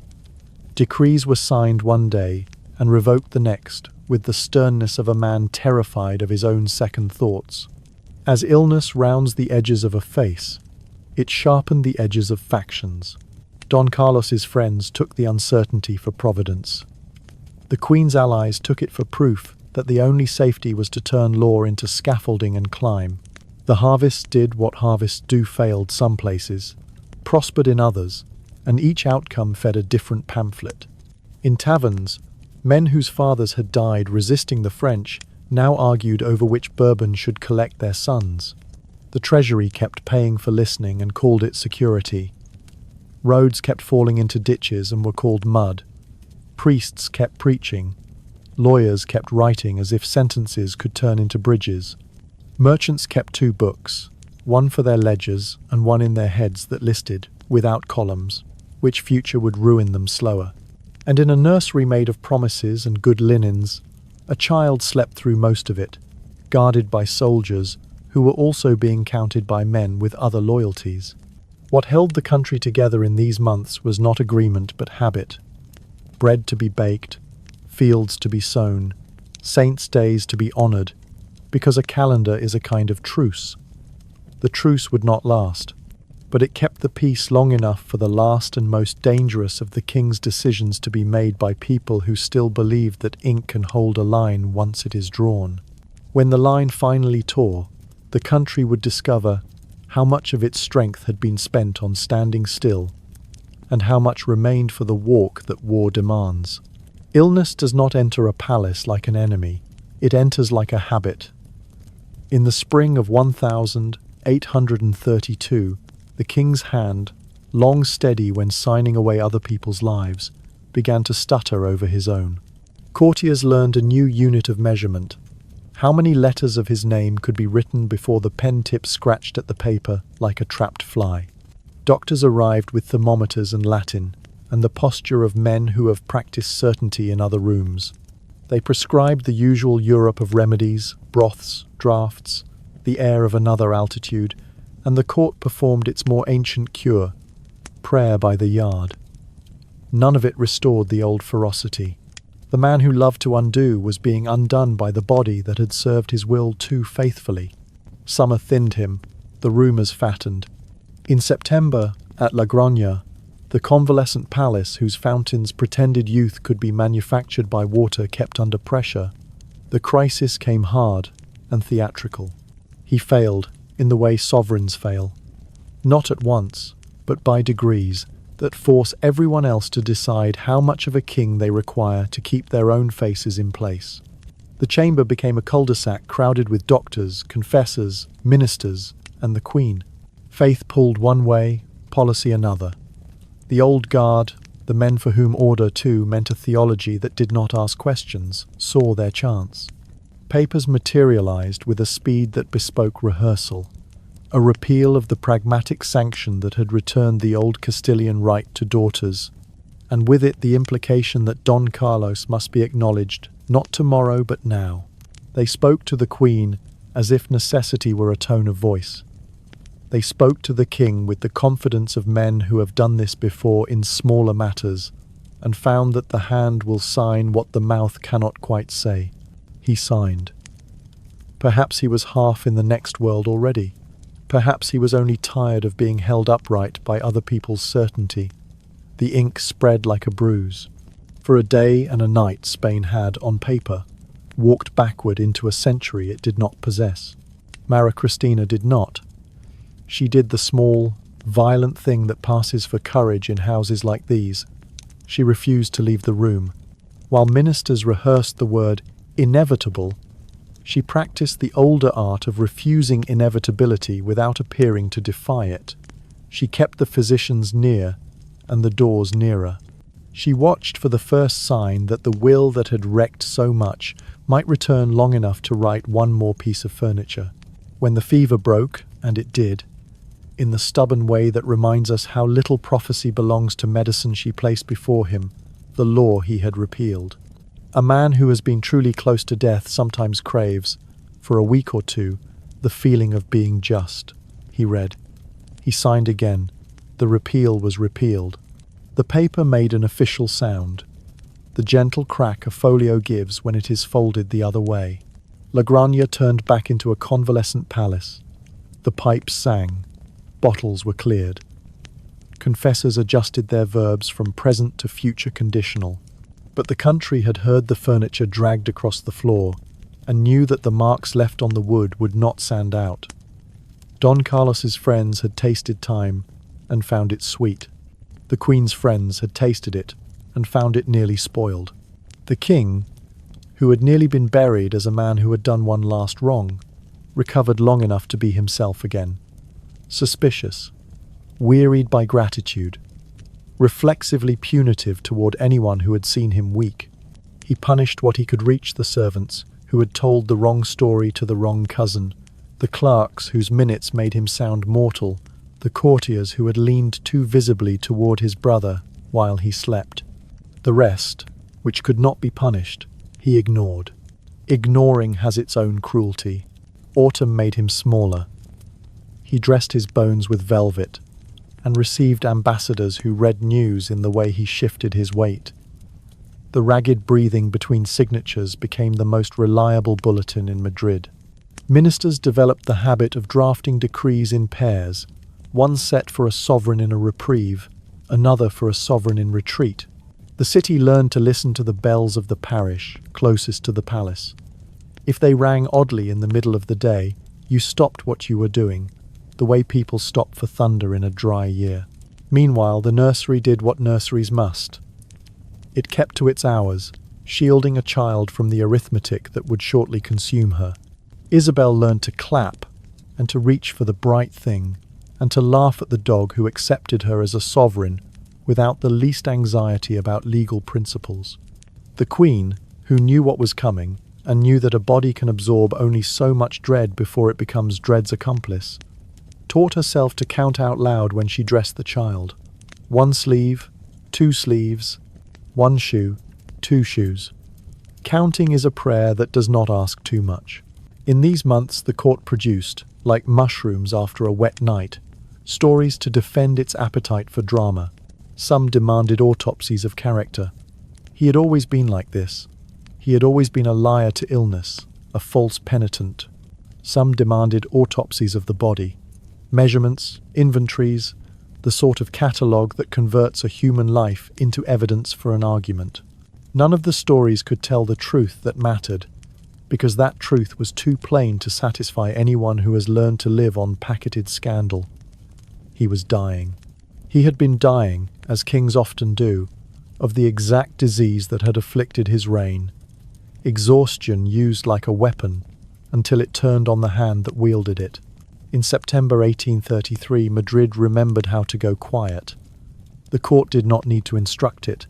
The city's practical genius bakers who know how to wake when the flour is ready.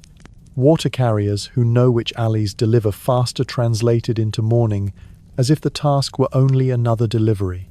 The chambers were arranged, the way tradition insists they be arranged. Light in a ring, linen in its place. The face settled into an expression that claims the dead have already forgiven themselves. The regent stood as a person stands who has converted panic into a schedule. She said the correct words to the correct men. She did not on that day speak to the country. She did not need to. The towers did it for her. He died, as it is given to few sovereigns to die, at home. The date would be entered with the same hand that had entered so many exiles and condemnations and domestic improvisations. Late September, the air already carrying the cool that makes people calculate winters differently. The announcements said what announcements always say: piety, resignation, a nation's sorrow. The more accurate sentence took no printing. Spain exhaled the breath it had been holding for 20 years, and then inhaled sharply at the next fact. The man was gone. The problem had stayed. Immediately the country converted its adjectives into nouns. Ferdinand became the late king. Isabel became the queen. Mara Cristina became the regent. Don Carlos became pretender, in one set of mouths and king in another. Words marched like regiments toward their posts. In the north, the old local charters, The fueros that make men into citizens of valleys as well as of nations were fitted like scabbards to a theology that did not want women on thrones and did want altars to stand where parliaments might. In the south, and in cities that had tasted enough of commerce to prefer law to lineage, Isabel's tiny hand was enough to steady the oath. All the autopsy tales that would circulate later, and they would, as they always do when a life has been lived at the intersection of ward and chapel and rumour, belong to other appetites. The physician's notes that claim to preserve a grotesque secret, the sketches discovered in trunks, the Vatican whispers.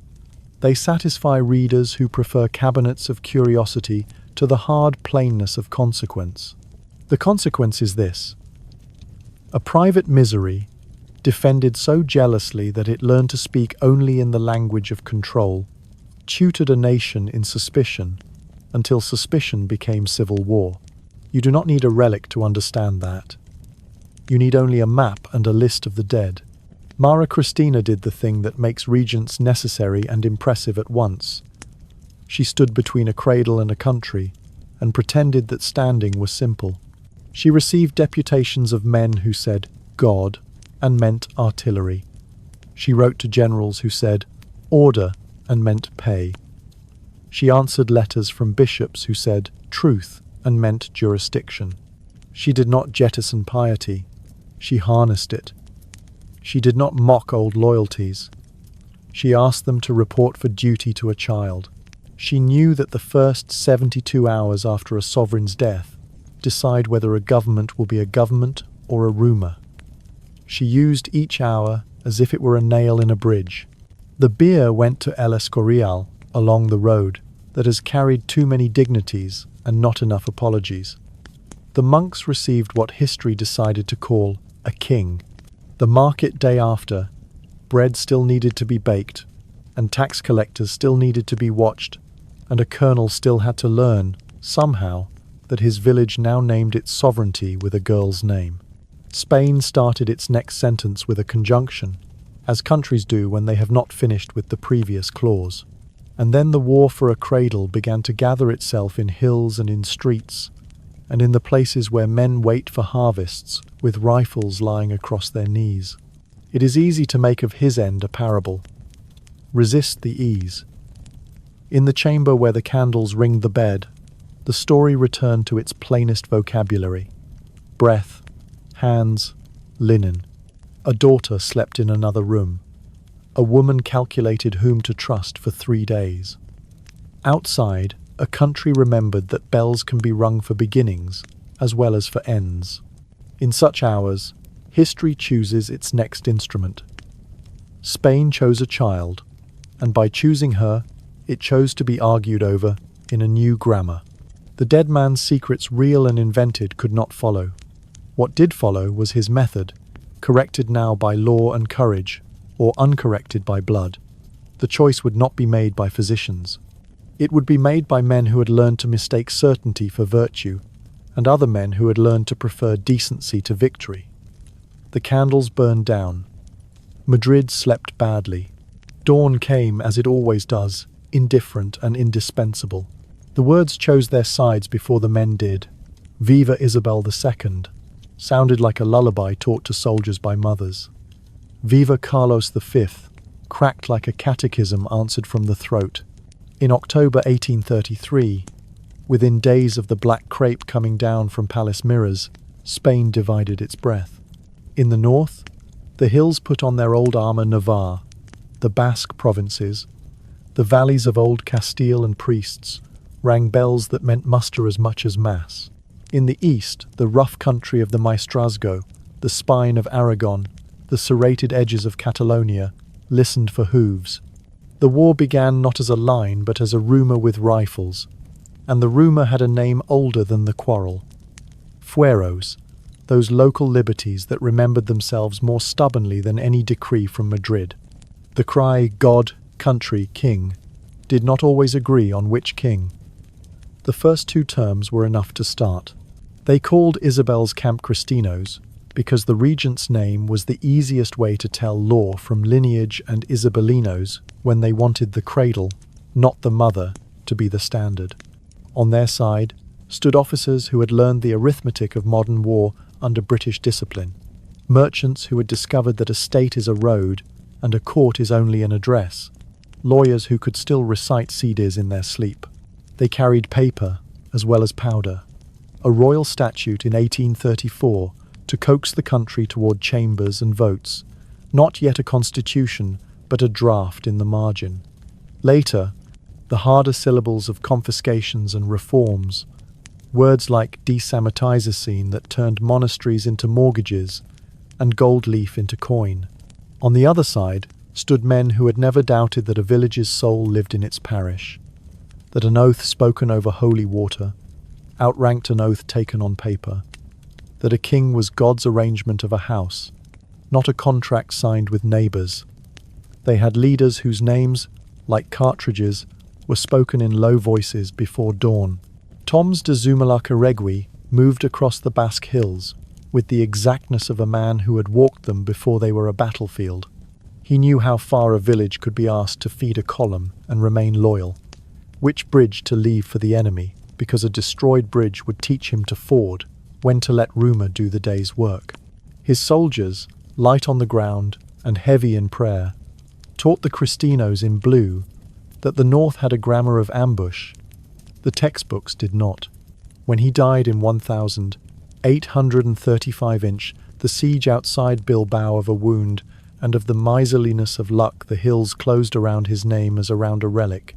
In the east, Ramon Cabrera, El Tigre del Maestrazgo, learned to make the ravines roar with a handful of men and a legend. He would keep roaring after treaties were signed, because some men are built to believe that peace is simply treachery written in larger letters. The regent governed on two fronts, in rooms where paper had to persuade, and on maps where boots had to. She hired generals whose talent included endurance Mina, who knew guerrilla arithmetic, Rodil, who knew how to hold a line longer than anyone thought possible, later, the hard, square persistence of Espartero, whose genius was not to dazzle, but to remain standing when other men had fallen, or learned to prefer salons to tents. She learned to count money with a quartermaster's rancor, because a war fought for a child drains coin twice, once at the front and once in the capital, where fear must be paid daily. She signed the Estatuto Real because half a charter was still a staircase. She allowed the disamortization because a government cannot fire muskets without powder and cannot buy powder by asking monasteries to pray. The measures looked like heresy to those who lived by vestments and land. To those who lived by ledger and wage, they looked like the beginning of a state, war-trained towns to measure distance by grief. A courier from the north could be recognized in the courtyard by the way people's faces arranged themselves before he opened his mouth. In 1834, cholera arrived like a second army that did not care about banners, and Spain fattened its register of the dead. In the cloisters where devotion had learned to be order, anti-clerical fury answered plague and rumour, with a violence that made even the convinced ashamed. The regent's ministers tried to draw a line between the church as parish and the church as privilege. In the dust of that summer, the distinction could not always be taught. Campaigns wrote their own liturgies, columns of dates and places where little happened that felt enormous to the men standing in it.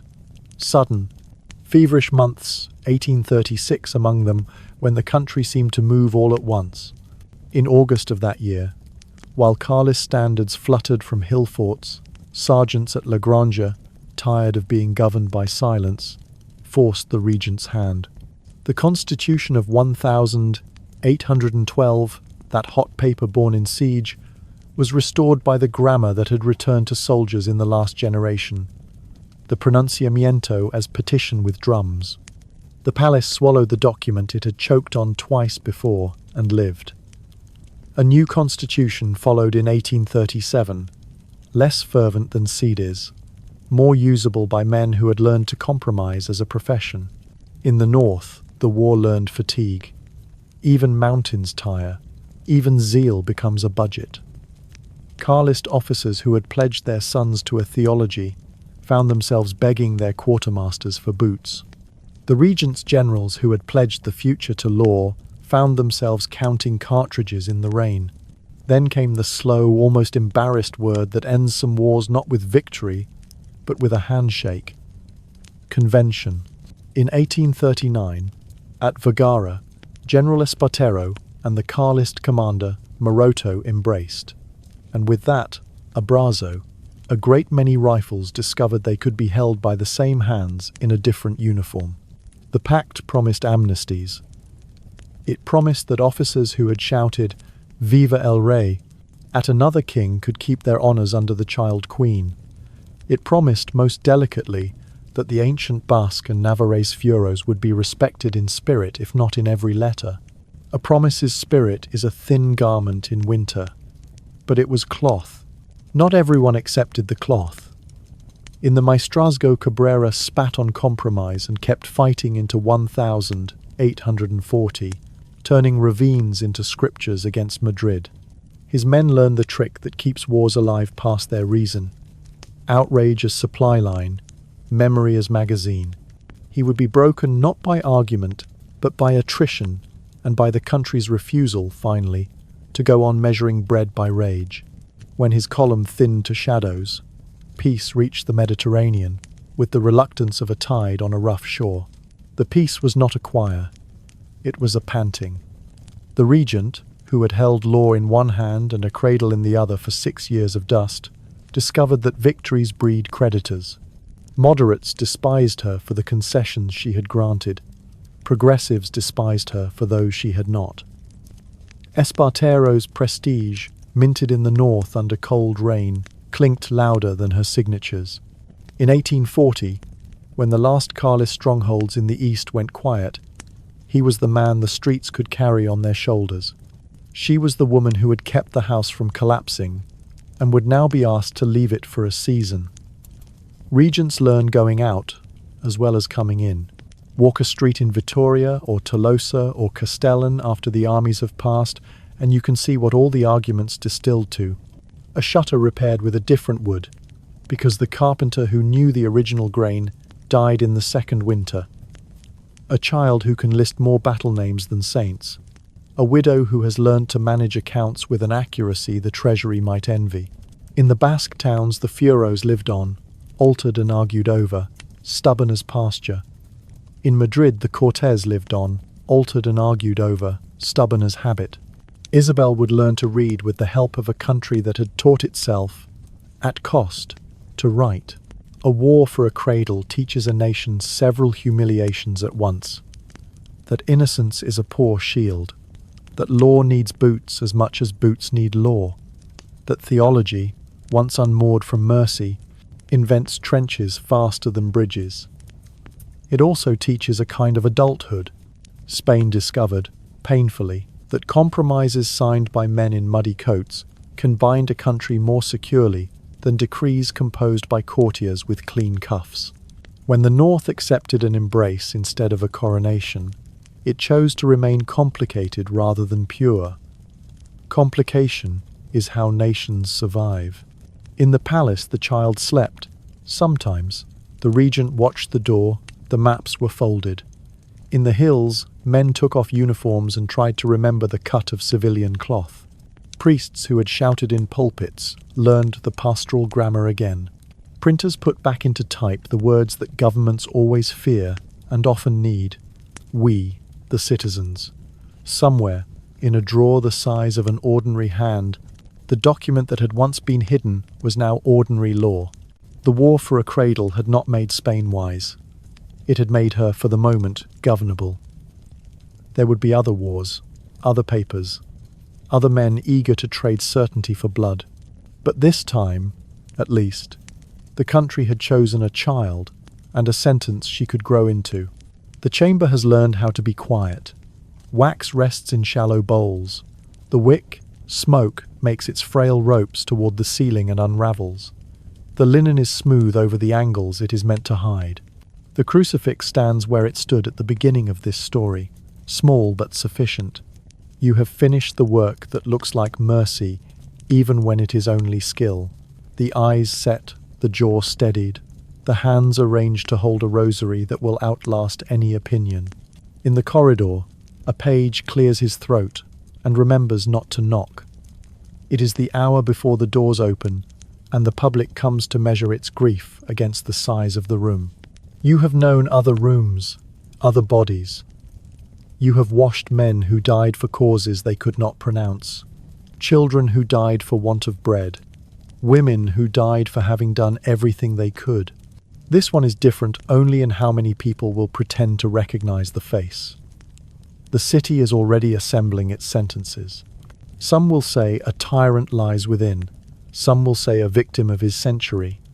Some will say an instrument of providence used and put away. The linen does not answer them. Linen knows only the weight it has been given and the duty of staying clean. You take up your bag and then, after a moment, set it down again. It is not your habit to linger.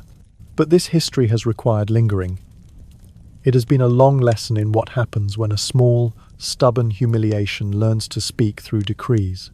You think of the houses where this began, El Escorial's cold geometry, the Madrid apartments where jokes found their way under doors, the wedding rooms turned into clinics, the French library where a prisoner learned patience and mistook it for strategy, the chapel where a nation cheered the return of a man who would teach it new ways to be afraid.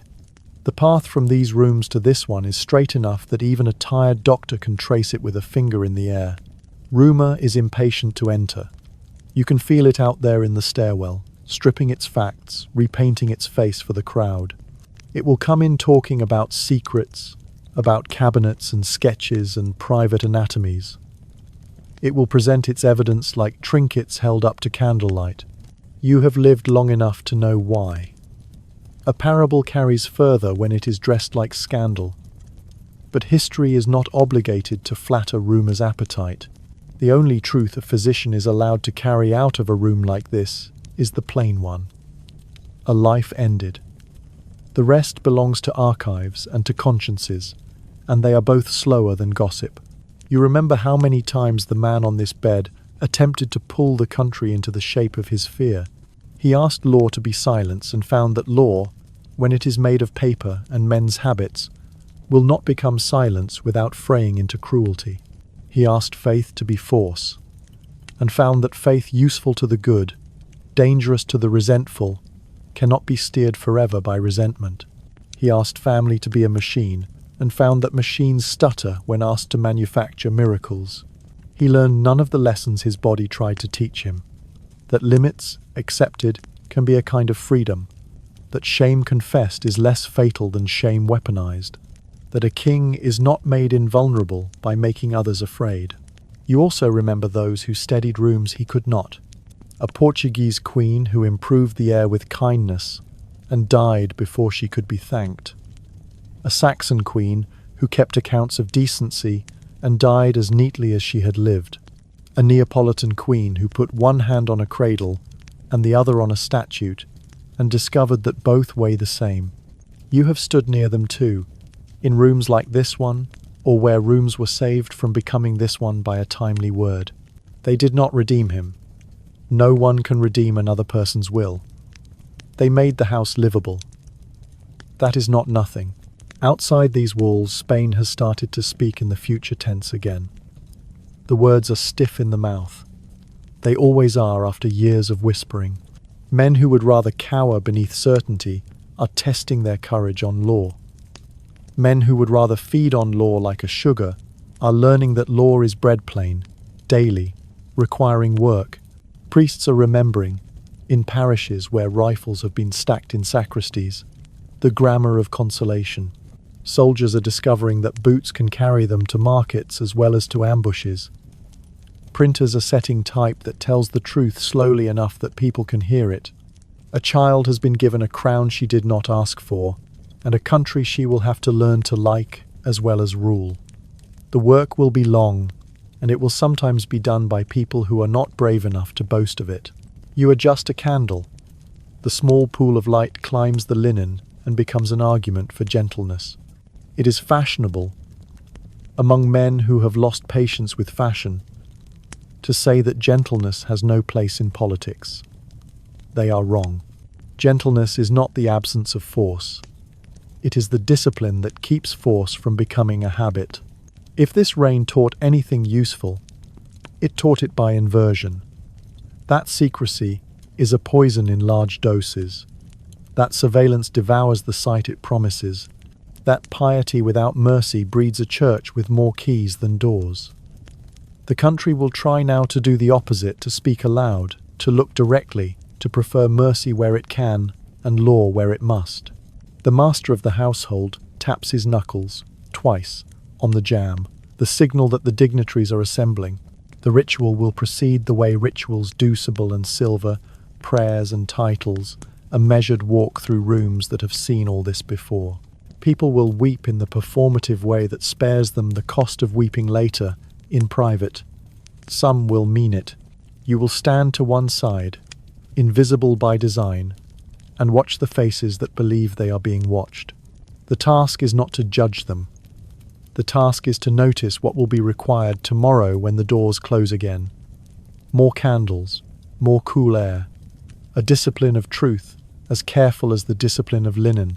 Before you go, you allow yourself an unprofessional thought. The body under the sheets so feared, so obeyed, so blamed looks, at last, like the bodies you have always known. The strong jaw that clenched when contradicted is slack. The hand that signed has given up its habit. No secret shines, no metaphor stands up and bows. The famous lessons of a life sit quietly until someone teaches them to an apprentice. This is perhaps the only mercy the dead are guaranteed, that whatever else they were, they become, at the end, equal in their stillness. The door opens, boots and silk. The first ranks of sorrow enter, and the old sentences begin to perform themselves. You step back into the shadow where your work lives. As the procession passes, you think not piously, not ironically, of the way a nation becomes a living thing only by refusing to let any one body tell it how to breathe. If Spain remembers that as it files by, then the candles in this room will have done more than brighten a ceremony. They will have clarified a choice. Later, when the beer has gone and the wax has cooled into pale moons, you will gather what remains of the small things: pins, cloth, the unused oil. You will wash your hands in a bowl that remembers other hands. You will walk out into a street that smells of horses and bakery smoke and mourning.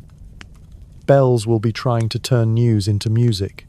Children will chase each other at the edge of the crowd, with the permission that grief sometimes grants.